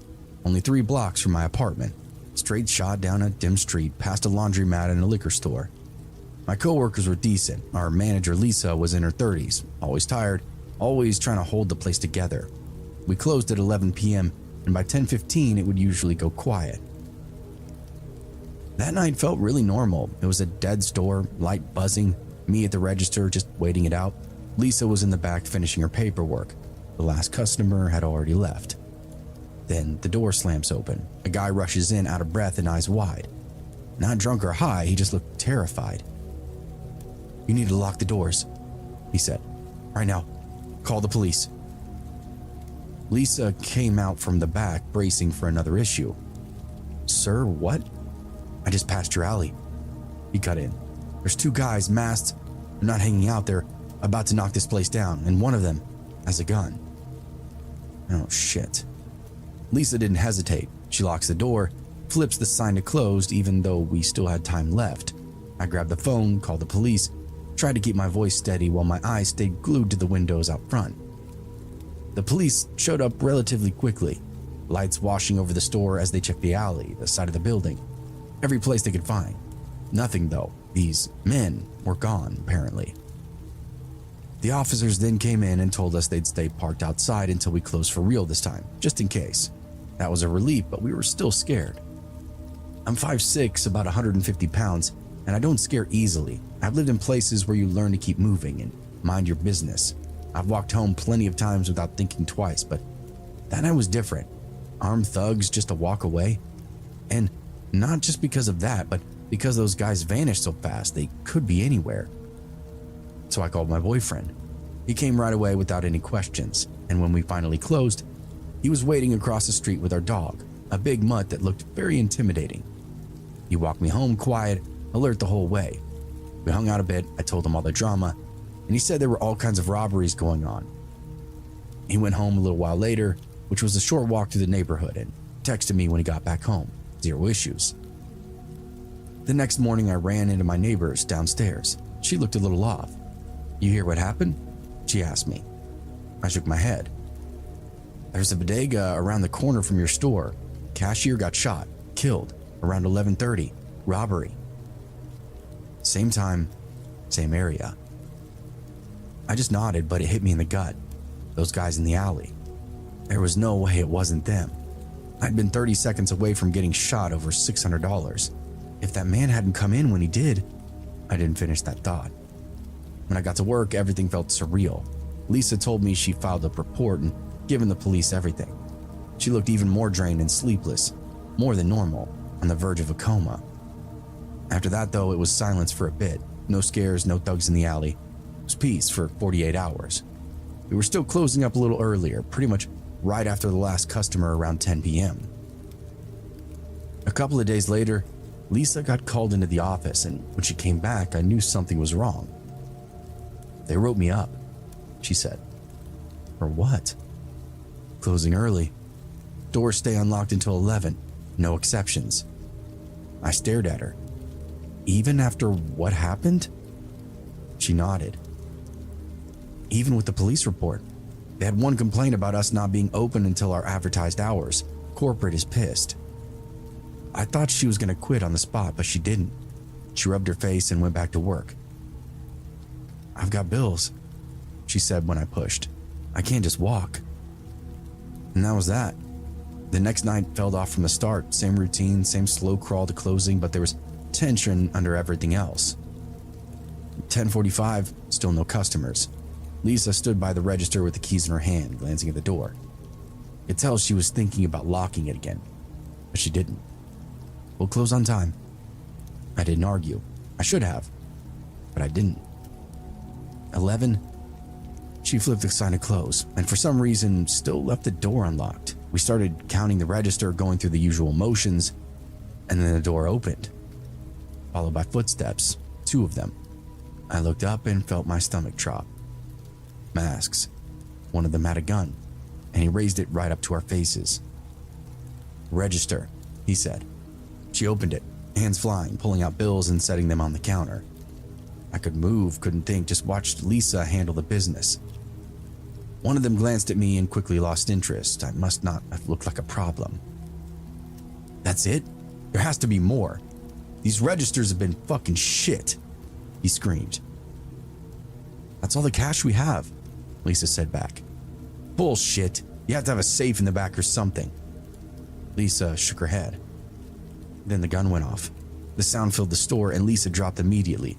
All the money in her hands went flying. They were gone just as fast. Door opened, then closed with a few $100s in a sack. Lisa lay there, gasping on the ground. I stood there not understanding what I was seeing. I moved around the corner, dropping to my knees, hands shaking as I tried to help her.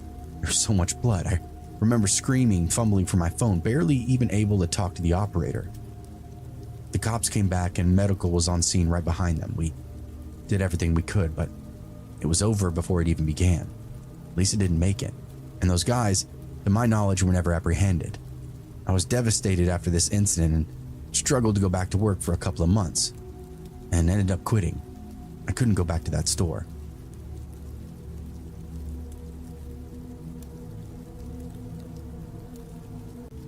Back in 2000, I started working nights at a call center set up to what used to be an army base. It sat well outside the city, far enough that you couldn't just walk off the property and find anything resembling normal life. I'm talking about countryside. The place had been decommissioned years before, and most of it was left as is. Low concrete buildings, empty barracks, rusted fences, long stretches of cracked pavement. Eventually, they planned to turn it into a logistics hub, but at the time it was just us, one building lit up in the middle of a dead zone. If you didn't have a car, the company would run a shuttle bus. It came in before each shift and left after like clockwork. Nights were the absolute worst. The last shift would end at 11 p.m., and if you missed that bus, you were stuck out there until morning. Many people relied on this bus to get back to the city after that last shift. Now, the ride in wasn't really that bad. There was still light out, people were talking and joking. It was the ride out that was different. Everybody was tired, quiet, just ready to get home. The road off the base ran straight for a while, then curved past a stretch where the old building still stood. On one side, empty structures, dark windows, doors hanging wide open. On the other, a wide clearing, then a dense wall forest. A lot of people that worked there told stories about that stretch of land, shapes off in the trees, but most of us would ignore it, and I personally didn't believe any of it until one night. It was late summer, still kind of hot. The bus AC wasn't working and the windows were cracked enough to let in some damp jungle air.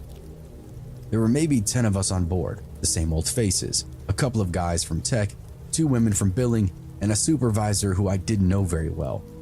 The driver was an older guy who'd been running that route forever, literally the only night driver that I'd ever seen. We pulled out at 11, right on the dot. And the first part of that ride was normal, routine. Silence, the growl of the engine. A few people had already had their eyes closed. I was sitting on the left side, halfway down the tube, watching the buildings pass on my left side. When we hit that empty stretch, the bus slowed down a little like usual. I looked across the aisle, out on the right side toward the clearing, before the trees came up. At first, I thought maybe I was just tired or a shadow from a tree, until it separated itself from the others and started dashing through the dark. It broke out from the forest with this long leap, then running into a full sprint. It was low, but not on all fours. It crossed the clearing in seconds, straight toward the road. There were no animals that I knew of out here with 2 legs that could do that. Somebody near the front made this sound, and I think they were looking out the window too. The driver didn't react though, just kept the bus steady. The thing hit the edge of the road and then matched our speed almost instantly, and most of us started to look now. Then the headlights caught it. I still can't tell you exactly what I saw. It moved insanely fast. The light was catching it in pieces, but it was tall. Its arms were hanging to the ground, almost dragging in the dirt. Its head was angled forward, trying to keep its balance. It turned toward the bus, then it was right there, on top of us, running alongside just outside the window. The first hit rattled the glass, a full body slam. Then again, and again. Heavy blows against the metal between the windows, each one shaking the frame. If it hit the glass, it would have shattered on impact. Everybody was watching now. Somebody in the back started yelling, and one of the women ducked down. Everybody else was pressed up against the left side of the bus, staring out the opposite window. I couldn't look away. It kept pace with us without effort. Every few seconds, it would lunge sideways, hit the bus again, and that impact had zero effect on the creature itself. The driver finally pressed down on the gas and the engine whined, and the bus picked up speed. We were screaming for him to go, go, go, and he kept asking us what was happening, but there was no way to explain it to him. We said that something was attacking the bus and he needed to just go. Either way, the thing stayed with us. For a moment, it actually pulled ahead into the front of the headlights. I got a little bit of a clearer look then. Its face, or whatever passed for one, was flat, pale, but not like skin, more like membrane. No real features, just dark spaces where eyes should have been and a slit where a mouth might have been. It wasn't even looking at the road. It was looking at us. It then dropped back and slammed into the side of the front wheel, hard enough to shutter the whole bus. The driver had seen it clearly and went sheet white in his seat. But still, he had the forethought to hit the gas. We were going way too fast for that road, bouncing over the dips and potholes. The thing kept pace with us for a few more seconds, then it veered off, just turned and sprinted back into the clearing, disappearing into the dark, the same way it came. The banging then stopped, and all was left was the engine and a bus full of people on the verge of tears. The hell was that? What have we just seen out here? Everybody tried to make sense of it, but nobody had a good theory. The driver didn't look back, but had no interest in investigating anything further. He just kept going until the buildings were gone and the road opened up toward the city. When we finally hit streetlights, all of us breathed a sigh of relief. I got off my stop and went straight home. I didn't sleep because how could I? The next night, the bus still ran at 11, and for the first time ever, there was a different driver now. No one missed it, but No one sat on the right side either. Nobody sat near a window at all. Our managers told us there would be a security patrol now, somebody to keep the road monitored while people commuted. It was better than nothing, I guess. I never saw that thing again, but apparently others have. And they all seem to have a very similar story as mine. I'm in the Netherlands on a work trip, and in the evening, I find myself alone in a hotel with nothing to do. Like any self-respecting gay man, reading or watching TV seems like pretty unedifying pastimes when you've got free time. So why not compulsively throw myself onto Grindr for hours and maybe risk my life meeting some weirdo? I started chatting with this cute, nice young guy. He lives fairly far from my hotel, so we decided to meet halfway to get to know each other. 5 kilometers on foot, which I happily do because I like walking around new cities. Not knowing the local geography, I imagine pubs and bars, and instead I find myself in a rather lonely, gloomy part of town. We meet and he's actually much better looking than in the photos. But if on chat he was friendly and nice, in person he seems pretty reserved and unsociable, which I chalk up to Dutch stiffness. I talk to him and he replies in monosyllables with no engagement whatsoever. The emotional and physical affective deprivation my parents raised me with has produced me, an insecure egocentric who has to be liked by the other person at any cost. If he likes me, my unconscious suggests I'll heal my narcissistic wound and finally be worthy of my mom's love. I perform my personal mating dance. He's sufficiently smitten. Out of nowhere, he invites me to his place, and I accept. We get to his place, another 5 kilometers away, right in the countryside, and my phone stops getting a signal. I don't know if it's a lack of coverage or if I just ran out of credit. The house is nothing like I imagined. It looks like the house of an old lady who collects doilies. He tells me the villa we're in was actually inherited from his grandmother, and he's been living there alone for several years. He shows me what he's cooking in the kitchen, a nauseating watery stew that I hope he won't offer me. He takes me into the living room. We sit on the couch and he loosens up a bit. Between one chat and another, he tells me he's a fashion designer and that he produces the fabrics he uses himself with the help of a 3D printer, a super innovative technique. I tell him I know a Dutch designer who uses the same technique. Her name is Iris van Herpen. Pause. He starts foaming at the mouth. He begins telling me that this very Van Herpen stole his ideas and he wants to sue her. He pulls out DVDs of his fashion shows and comments on every single piece, meanwhile showing me YouTube videos of the established designer's shows with the supposed copies of his work. If Van Herpen's models look like ethereal, graceful works of art walking down the runway, his models wearing his creations look like runaway girls on the third walk of shame of the week. I don't tell him this, and on the contrary, I nod along sympathetically to his megalomaniac statements. As I resign myself to the idea that nothing's going to happen, he kisses me, one of the worst kisses of my life, surely a harbinger of far worse performances. I try to guide him and improve things, but nothing. He just can't do it. Like your grandpa when you try to teach him how to use email. He stops and he tells me he'll be right back. He goes upstairs to the second floor. 10 minutes go by and he's still nowhere to be seen. I approach and shout, "Hey, everything okay?" "Yes, of course," he says. Could it be that he wants me to go upstairs and I'll find him naked, bent over? I ask him, "So, should I come up?"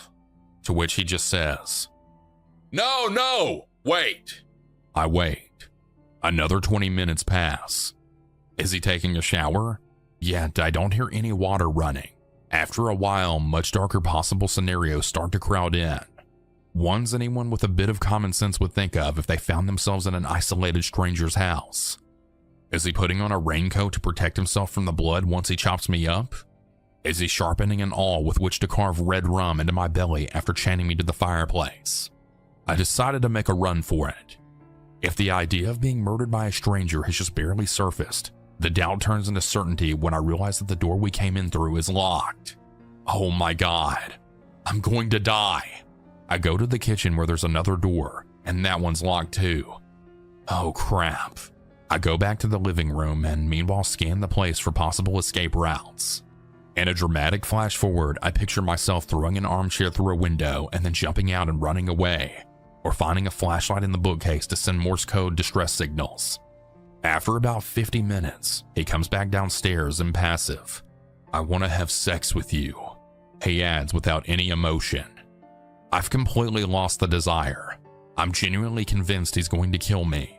I tell him that I have to go home and that it's late. He replies that I can't go home now. He wants to fuck. I tell him he took too long and that I have to go back to my hotel, which is 10 kilometers away, and it's pitch dark by now. He sighs. I ask him to let me connect to his Wi-Fi since my phone has no signal, so I can follow the route on Google Maps. He points to a modem blinking under a chair. The password's underneath. I crouch down to look for the password on the sticker on the back of the modem. After a few seconds, I realized I'm bent over with him behind me. While trying to type the password, I keep glancing at him as he watches me slyly from the couch. My hands are shaking. At a certain point, I see him lean forward from the couch to grab something behind a piece of furniture, an object I can't see, and that I decide it must be a weapon to knock me out. I jump up, grab a lamp, brandishing it, then telling him, "Let me out of here." He looks at me surprised. "If you want to go, go." I tell him that the door's locked. He looks astonished at this statement. "Follow me," he says. I'm now certain I'm going to die. I keep the lamp with me. He looks at me impassively, as if this were practically normal. I follow him and we go into the kitchen where the nauseating stew reigns supreme, and he tells me the keys are there. The light in the room is off. He walks in without turning it on and opens a drawer, and I clearly hear the clinking of cutlery. Oh my God, he wants to attack me with a kitchen knife. I suddenly turn on the light and keep brandishing the lamp. He looks at me coldly and takes the keys from the cutlery drawer. We head toward the door, and as soon as I'm outside, I run like hell, all while the lamp is still in my hand. It takes me 2 hours to get back to the hotel. As soon as I enter my room, I open my laptop, and since his first and last name were visible in the fashion show he tortured me with, I block him on Facebook, Instagram, LinkedIn, etc. Years later, this encounter unsettles me so much that every now and then I Google the city name, fashion designer, and killer, sure that sooner or later he'll kill someone. I'm left with 2 questions. What did he do alone on the 2nd floor for 50 minutes? Was he actually preparing the post-coital crime scene? Did he take Viagra and wait for it to kick in? What was he trying to grab from behind the piece of furniture? A weapon? A portable Wi-Fi hotspot for my dead phone? A dildo? Unfortunately, I don't think I'll ever know.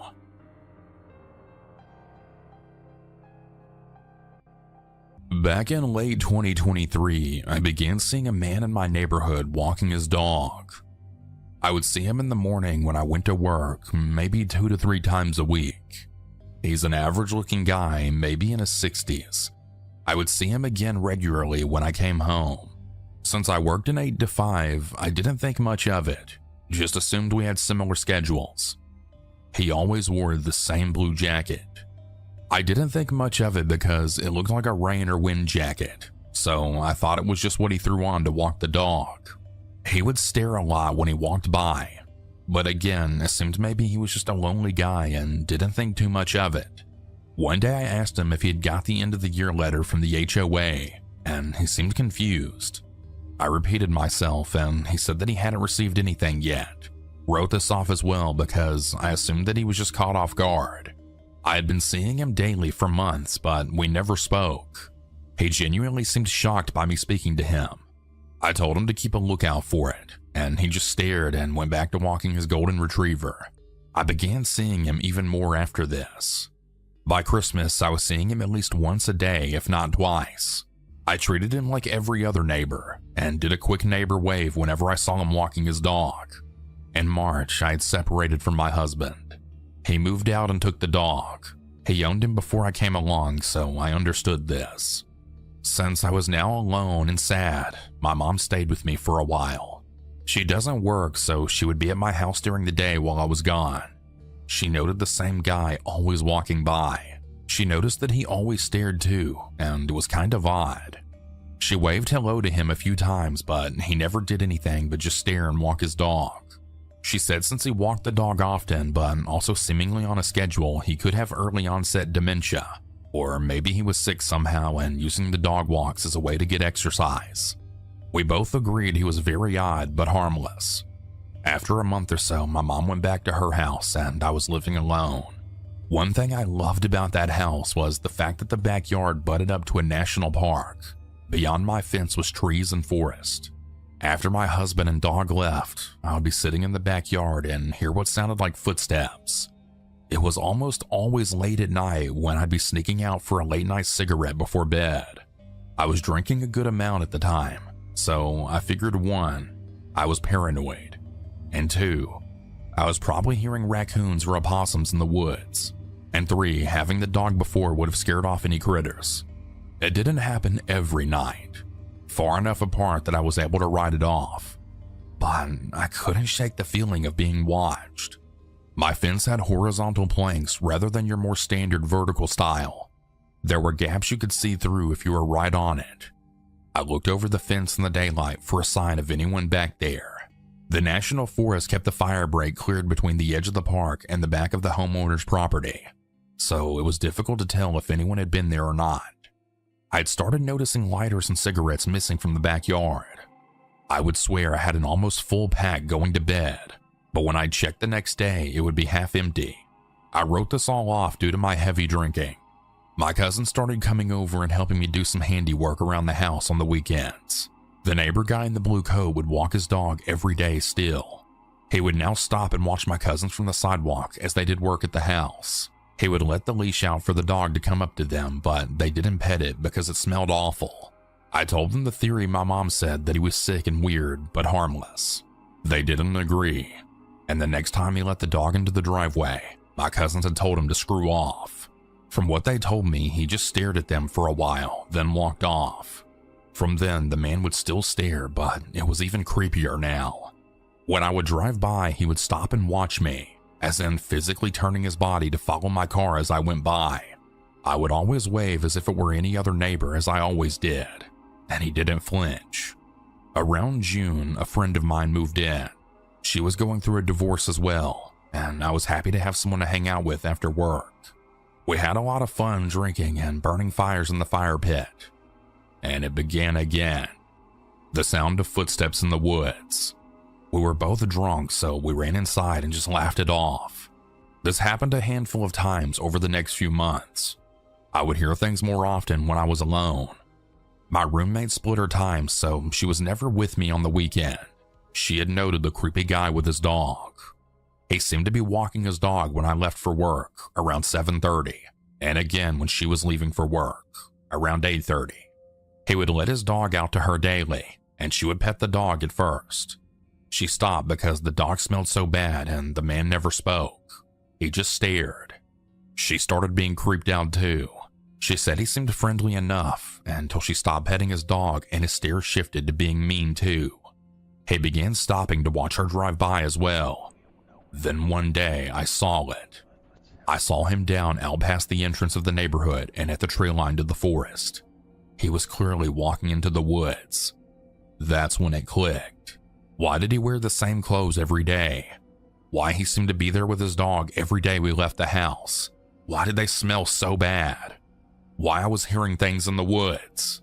I almost began to panic. Surely a man isn't living in the woods watching me, right? Surely this man hasn't been watching me through my fence for almost a year at this point. The whole time this was happening, the house next door was empty. It was a rental and the previous tenants left and it sat. I started thinking back, and I began seeing the man sometime after the previous tenants moved out. I tried my best not to panic and started looking into trail cameras to film behind my fence. I told my roommate about my theory, and she said I sounded crazy at first. She jokingly started yelling out for him to go away and leave us alone. Then we finally started hearing footsteps in the woods at that moment and then ran inside. Before I could even order a camera, they had rented the house next door. It was just days after I told my roommate what was going on. A family with a dog and 2 kids had moved in. The last time I saw the man walking his dog was the morning the family moved in, because I came home from work to see the moving truck. When I introduced myself to the neighbors, I had asked about the woods behind the house. They didn't have a fence. I asked if they found anything back there, and they said they did, but it was just random junk they threw out. I didn't say anything more. I really contemplated telling them, but I figured I would sound insane. I believe this man was living behind their house and watching me through my fence. I never had cameras in the backyard, so I can't say for certain if he ever crossed the fence. Since I never saw him again, I decided that his cover was blown and he had moved on to watch other people. I stayed in that home until October 2025. Literally never saw that guy ever again after that day. This is quite a long one, so apologies that it may take a while to tell. I do have to give a little bit of context also. I'm a 22-year-old female, but the story took place when I was 21. I live in a small town and I work in a pub in the town center. 2 pubs, 2 small shops, and a bank. On my walk home, I walk past one of the shops, which also has a small bus shelter next to it. Buses run every hour-ish, but none run after 8 p.m. After that, it's just residential housing and then my house near the end of the road. All in all, from my job and house, it's about an 8-minute walk. My town is usually dead after 10 p.m., as everything is closed, and I would genuinely say it was relatively safe. I never had a problem with walking home alone. This incident happened on New Year's Eve going into New Year's Day, so the pubs were open later. I finished my shift at about 1:30 a.m., and me, my boss, boyfriend, and 2 other coworkers went to the pub next door for a drink before we went home. It was about 2:30 a.m. when I realized what time it was and that I needed to get home. My boyfriend lives on the other side of town and I wasn't staying with him that night. My boss insisted on driving me home, and I kept insisting that he stay as everyone else was enjoying themselves and talking about the Christmas period we had at work. Same with my boyfriend. He insisted on walking me home, but I was adamant that I was fine, and it's literally less than 10 minutes. Anyway, after a lot of pushback, I told them I was walking home. I really enjoy walking without headphones, having a cigarette, especially after a shift, because it genuinely is so silent and peaceful. I didn't pass or see anybody until I got to walking past the shop. Like I mentioned previously, there's a small bus shelter next to it, and as I got closer, I realized there was a man sitting on the bench in the bus stop. Bear in mind, it is nearly 3 a.m., and even the pub we were at wasn't actually open anymore. They just let us in because we worked at the other pub. I didn't really think much of the man, but as I got closer, I realized I had served him at my shift earlier on in the night. He looked up as I was walking, and I realized he was sniffing some sort of drug from his keys, most likely cocaine. I didn't actually know who he was, and still don't, but he didn't seem threatening. He just looked like he was kind of chilling, I guess. Probably not the best choice of words. He did meet my eyes though, and I was actually walking past the bus shelter. He said something along the lines of, "Sorry, darling, do you have a lighter I can borrow?" I was smoking as I was walking, so he knew I would have one. I stopped and he was already walking towards me as I had, so I started digging one of the many lighters that I had out of my bag. I was fully intent on just letting him keep it. I'm not the type to stand with a 30-something-year-old man while he's lighting a cigarette. Then he had asked me for a cigarette, but I had just lit my last one, which I said. During this whole conversation, he was very close to me, but I was kind of frozen in place. I'd realized that I'd stopped and was standing with a man in a dead street where nobody was around. I was still in the part of town where there isn't housing for another couple of minutes, and if anyone had come out of the pub, I was too far away where they wouldn't have seen me. I just started mumbling something like, "Hey, just keep the lighter. I've got to go." But this man who I had only spoken to for about 20 seconds told me, "Wait, just stop a second." And when my feet had started to turn to walk away, I stopped again. Side note, I know I should have just walked away, but I thought maybe it was innocent enough, and I didn't want to give a reason to provoke him if I had just walked away from him. This time his demeanor switched, and he wasn't very polite to start with. But it's like him telling me to stop made him realize that I was a young woman walking alone at this time of night. I genuinely still get chills thinking about what he said. He looked me up and down, then he said, "You know, I've been real angry, and I've been waiting for someone to hurt all night. You shouldn't be walking around here alone." My legs literally turned to jelly at that moment. I didn't even know if my phone was in my pocket or in my bag. I looked around and then said, "I'm not alone. My boyfriend is waiting for me around the corner. I will be with him in a minute." Then smiled. Just a barefaced lie. My boyfriend was still in the pub and had no clue that this interaction was going on. I thought maybe I should walk back and go back to the pub, but I just decided not to. My house is closer. The man smirked as if he knew I was chatting absolute bullshit, and he would walk with me to meet my boyfriend. There was no boyfriend waiting for me around the corner. I kept saying there was no need, but he was literally on my tail, rambling about how I don't understand him, I don't get it, I need to walk with him, that he wasn't going to hurt me. And this whole time I kept thinking he was going to grab my hair or pull me to the ground, and that any minute he was going to realize there was no boyfriend waiting for me. I ended up pulling my phone out of my pocket, and it opened to our work group chat, and I just typed a message about a man walking with me, realizing my phone was on 2%, thinking that I just wanted someone to know what was happening. I didn't dare go to call my boyfriend. This guy had started mumbling about how I wasn't listening to him. By some miracle, when we turned around the corner onto my street, the guy didn't realize my boyfriend wasn't there, or maybe he did but didn't say anything. He did up his behavior though, and he started spewing the most perverted stuff to me, saying, "You're such a pretty young girl. I bet your boyfriend doesn't know how to handle you." The whole time I wasn't speaking, just speeding up and checking my phone discreetly. I realized that he was going to know where my house was, so I just thought, I'm going to have to pretend one of these houses are mine. Otherwise, I'll be leading him right to my house where my dad would be asleep at the back of the house, none the wiser. All of the houses on the street had a small gate and footpath leading to the door, so I chose a house with the light on and opened their gate. I turned to the guy and then said, "This is my place. See you later. And thanks for walking me." Then closed the gate behind me. I ran up to their door and shoved my key into the door that wasn't mine and prayed that this guy would leave and wouldn't wait for me to go inside the house.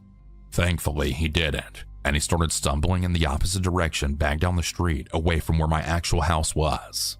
And what I thought was my only chance, I opened this gate and sprinted home. This guy clocked what I was doing instantly and started walking in my direction. By the time I got to my house, he had either not caught up quick enough or had given up. When I put my key into the door, I realized my dad had left his in the door internally, meaning I was locked out. I got my phone out and realized it had died by the time we were walking, so I just started banging on the door, and luckily, my dad let me in after a couple of minutes. And that was it. But it was absolutely terrifying. I haven't walked home alone since, and my boyfriend was so upset that he didn't push more and let him walk me home. Thankfully, I'm okay, and nothing physical happened to me.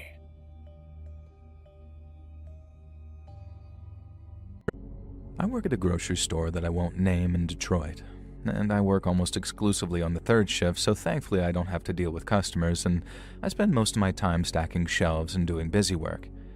It might not sound like a glamorous job, but it's something to earn me a little money while I finish my college degree, which I'm actually set to graduate with honors. Now, it's very, very rare that anything weird happens during the third shift. Some of the workers can be a bit weird, but aren't we all who work at night?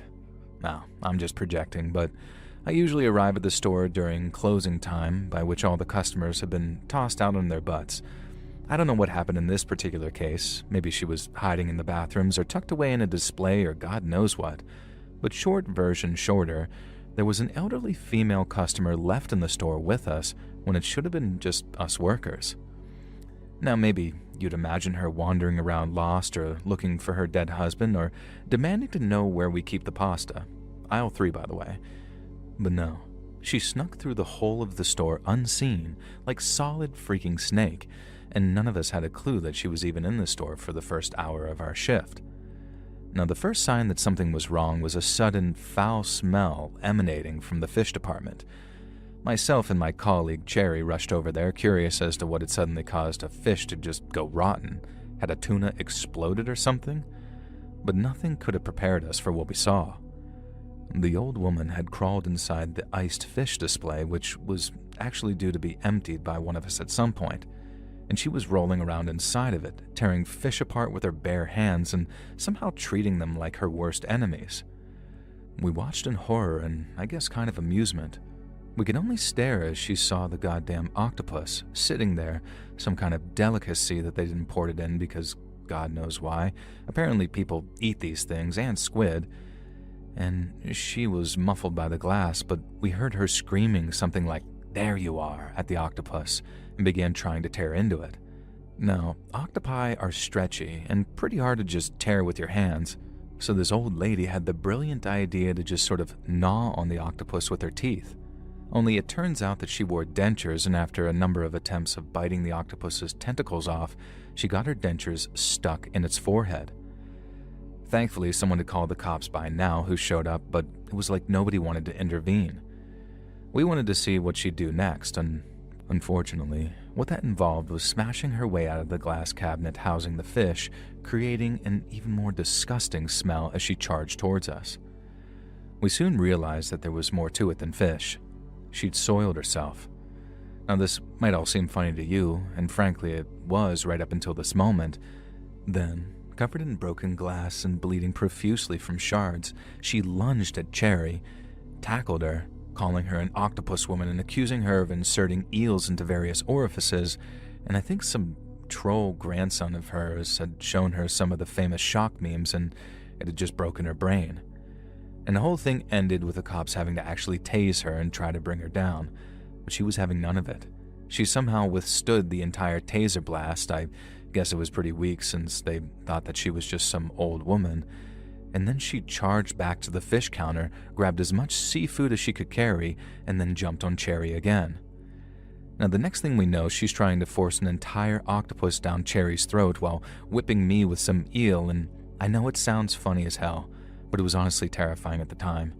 The fish were pierced with broken glass, and she was forcing broken glass down Cherry's throat, and she was pierced with broken glass herself, meaning that she was cutting Cherry up. And so here's the final kicker. The old woman wasn't an old woman at all. She was an old man who had made a living as a fisherman and lost his livelihood thanks to commercial fishing and grocery stores like ours switching from locally sourced produce. He had dressed as his wife because after he went bankrupt during the Great Fish Recession, she died of a heart attack, and he blamed just about everyone he could, but mostly us. Apparently our store chain had been his biggest local client, and so it ended up being a tragic and horrifying and scary incident. Cherry suffered severe damage and bleeding to her trachea, as well as some scars all over her body from the broken glass, and the store managed to keep almost all mention of it out of the papers, and the poor psychotic fisherman was taken away to spend his remaining years in psychiatric care. I still work at the grocery store on third shift, but hopefully not for much longer after I graduate. Cherry's doing just fine now, but we all insisted that we were not willing to stock imported octopi in the fish counter from there on in.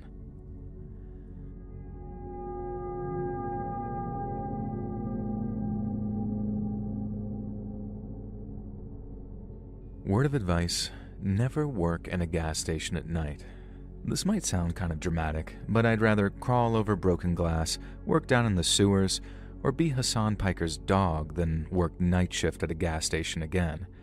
Maybe day shift is better, but my a-hole boss, who I really want to call a slur but don't want to get you demonetized, forced me to work night shift and night shift only. I was a 22-year-old high school dropout who'd spent 6 months in juvie and bounced from foster family to foster family, so I guess I was lucky enough to find work at all. But good God, I am very sure that it wasn't legal to force a 22-year-old to work 5 night shifts a week every week without ever changing to day shifts. And there were a lot of things about Gary's Gash and groceries that weren't strictly legal, but I'm not a rat, and Gary's been buried in the ground for nearly 20 years now. Not to mention the fact that I'm now with his daughter and she has my kid on the way, so I gotta play nice. So I'm not trying to sound like some jerk here, but Lana, Gary's daughter, is the one baiting me to write this right now. I'm actually a very nice guy in my personal life, and I'm gonna pop the question to Lana before our baby boy is born. You know, what's a better place for a proposal than a freaking Let's Read video? Lana, you make me the happiest I'd ever been, and I can't wait to raise our son with you. Now, through the power of Joel of the Golden Voice, I'm asking, will you marry me? Now, let's quickly move on to the story in case she says no.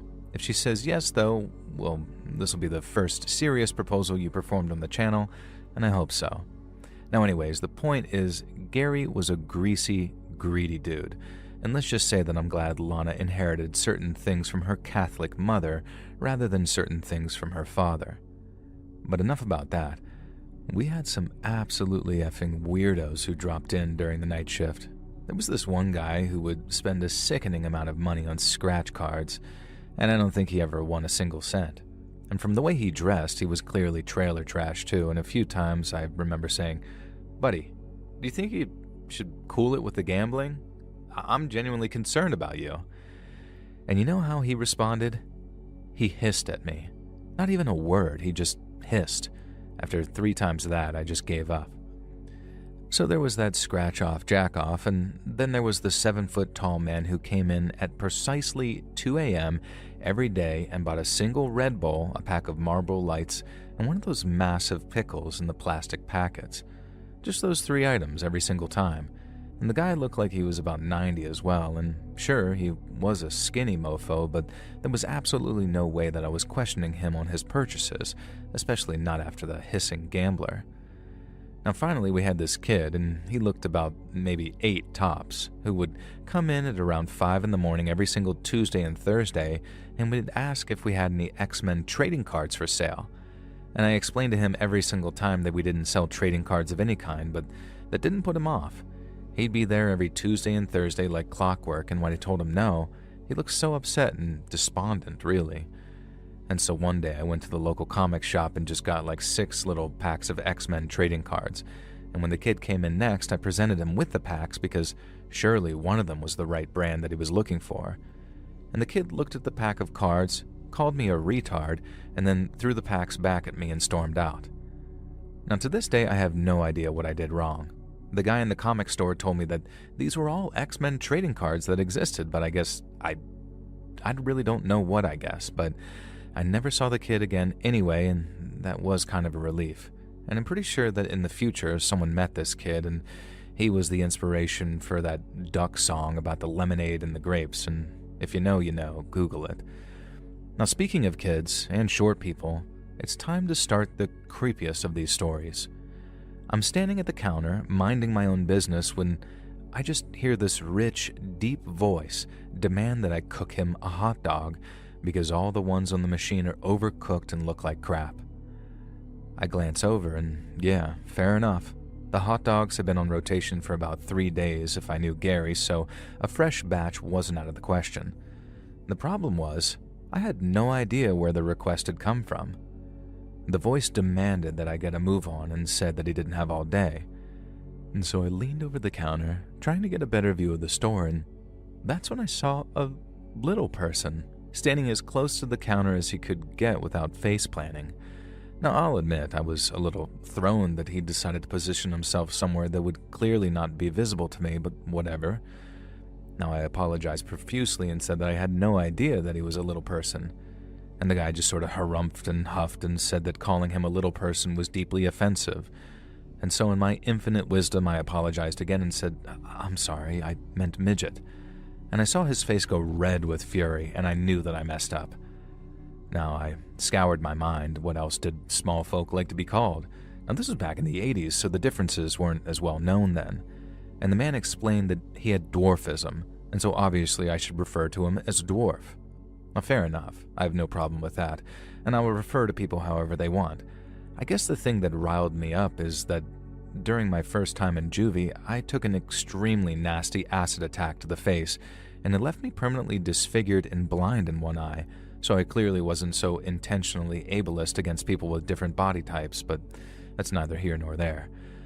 I told the dwarf that I would happily make him a new hot dog if he'd head over to the machine with me so I could cook the wiener to his perfect perfection.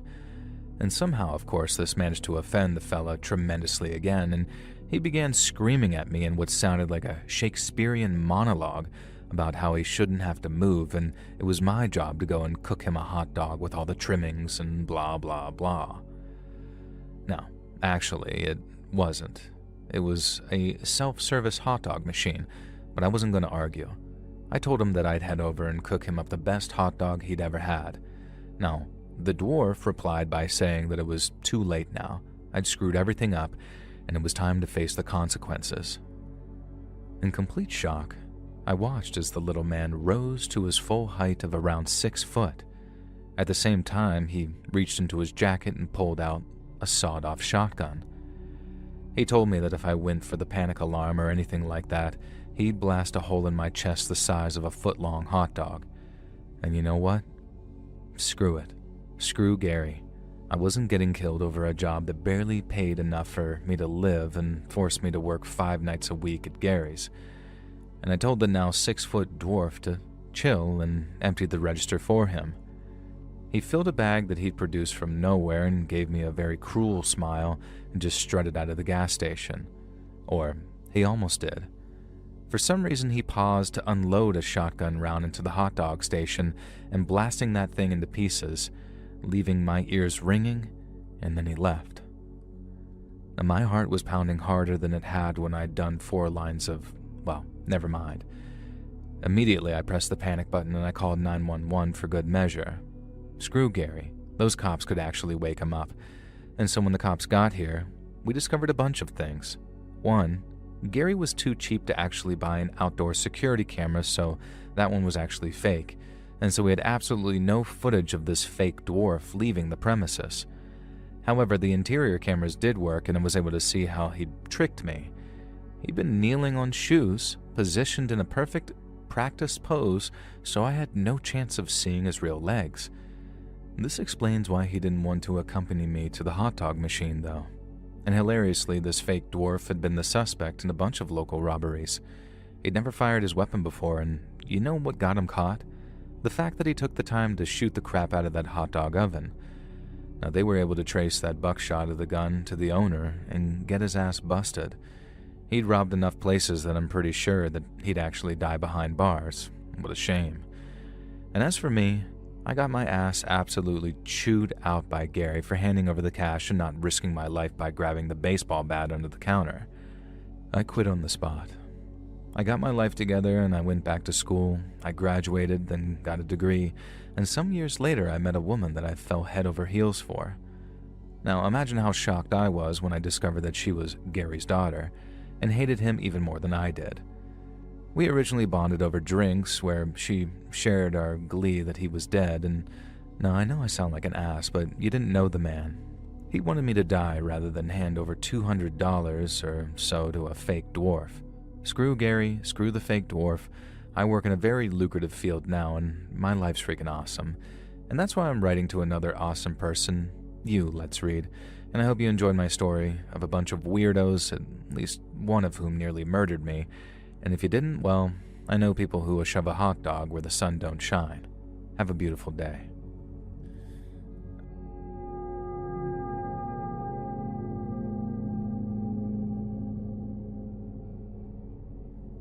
Hi, Joel. I grew up in Britain, although my parents are French. You'd never know it, though, because I have the most posh, London-sounding accent that a French girl could ever have. This might be because of the school that I went to, or because I left school in college, and I took some time out before university to work as an air hostess. I loved that job and ended up staying in the air for 5 years. Not literally, of course, but you get what I mean. I left sixth form college in 1997, and the story that I'm about to share with you took place in 1999.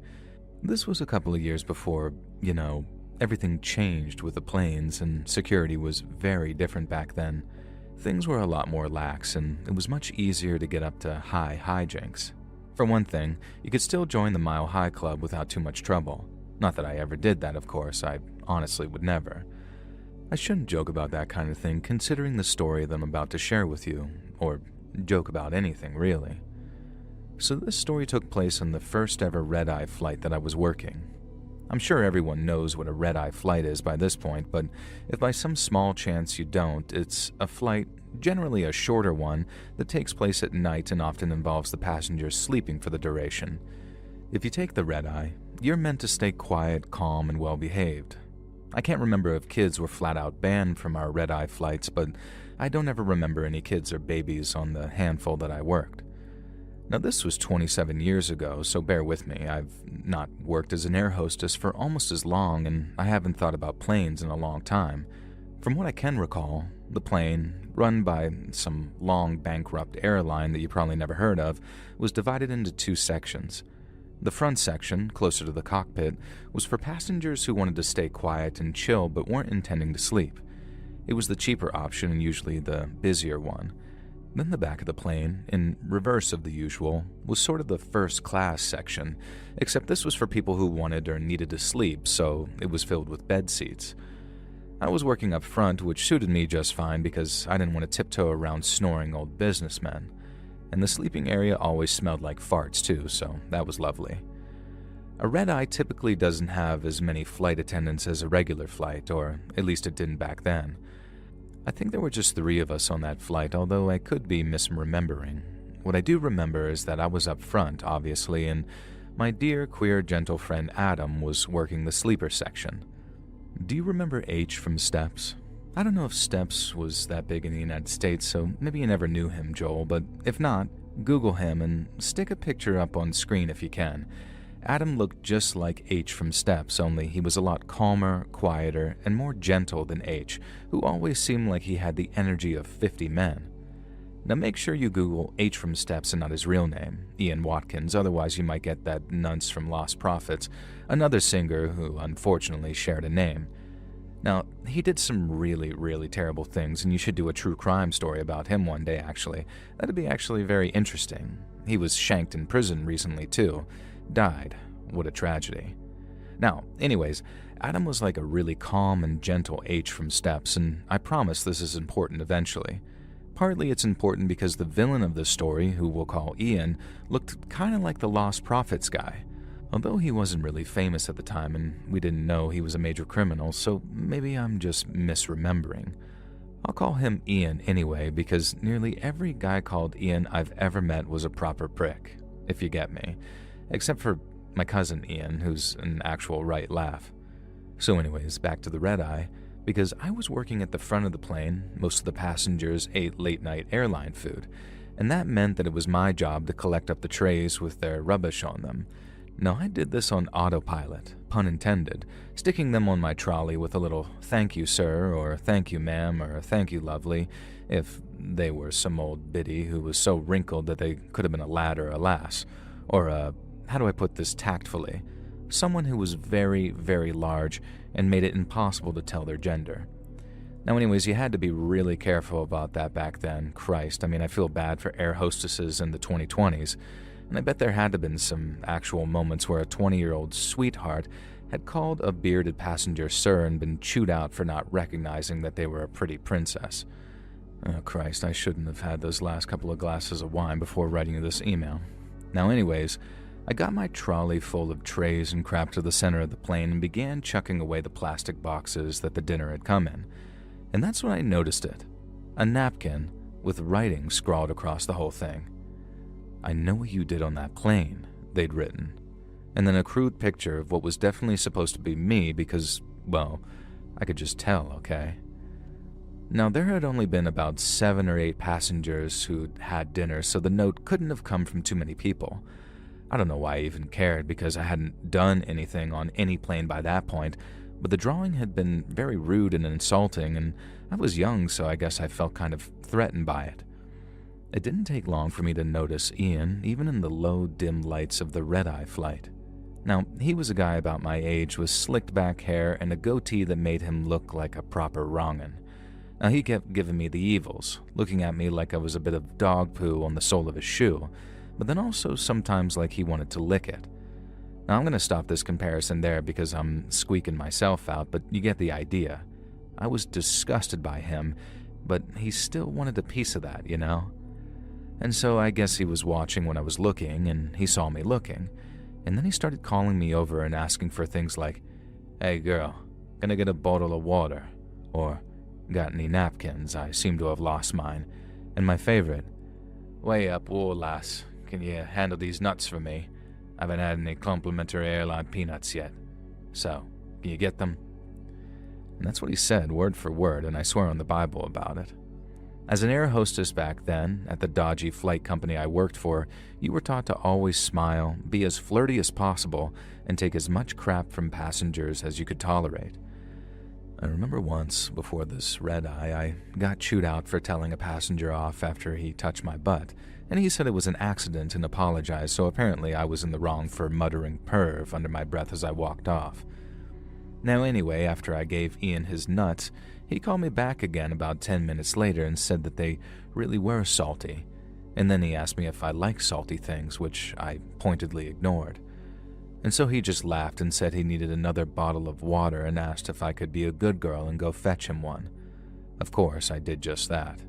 What I didn't realize was that Ian got right out of his seat and followed me into the middle of the plane, where we kept things like bottled water and complimentary peanuts. The bathrooms were nearby, so at first I wasn't alarmed by the sensation that someone had followed me. Unfortunately, it was Ian, and he wasn't headed to the bathroom. Instead, he grabbed me, pinned me against the wall, and shoved some kind of hand towel against my mouth to gag me. And then he leaned in close and started whispering in my ear about what a terrible person I was. He didn't say it exactly like that, obviously. He said some proper vile stuff. Stuff that now, as a grandmother in my early 50s, I'd give a lad a good lick in the dick for. But back then, though, it was just a little wee thing and I was terrified. I started crying almost immediately, and Ian was all cruel and callous, saying that I brought this on myself, and he said I'd betrayed him after what I did on the last flight, and asked how I was okay with throwing away 7 years of our relationship. And that's when I realized that this guy somehow believed that I was someone totally different, specifically his girlfriend or ex-girlfriend, who was also apparently an air hostess and had cheated on him on a flight.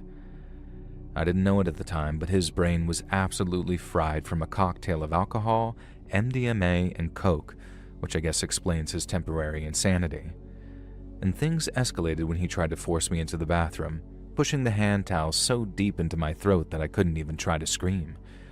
None of the passengers were turning around, and it was just me and Ian and a curtain separating us from the sleeper section. Now, the best I managed was slapping the wall, trying to do some type of SOS. I got maybe 2 short slaps in before Ian grabbed me between the legs over my skirt and squeezed in a way that made it very clear that he'd do worse if I kept going. I guess my beloved friend H heard the slapping because suddenly I saw all 5'5" of him peeking through the curtain, and then holy God, he stormed toward Ian, and then holy God, he yanked him off of me. My gentle, sweet buddy H didn't hesitate. He smashed his forehead into Ian's face, and the crunch of a bone sounded like a gunshot in that silent plane. And then H was yelling that a man was trying to assault his colleague, and H absolutely bodied him. It turned out he was a brown belt in Krav Maga. He floored Ian in seconds, tied him up with plastic ties, and even broke bones in his foot when Ian tried to kick out.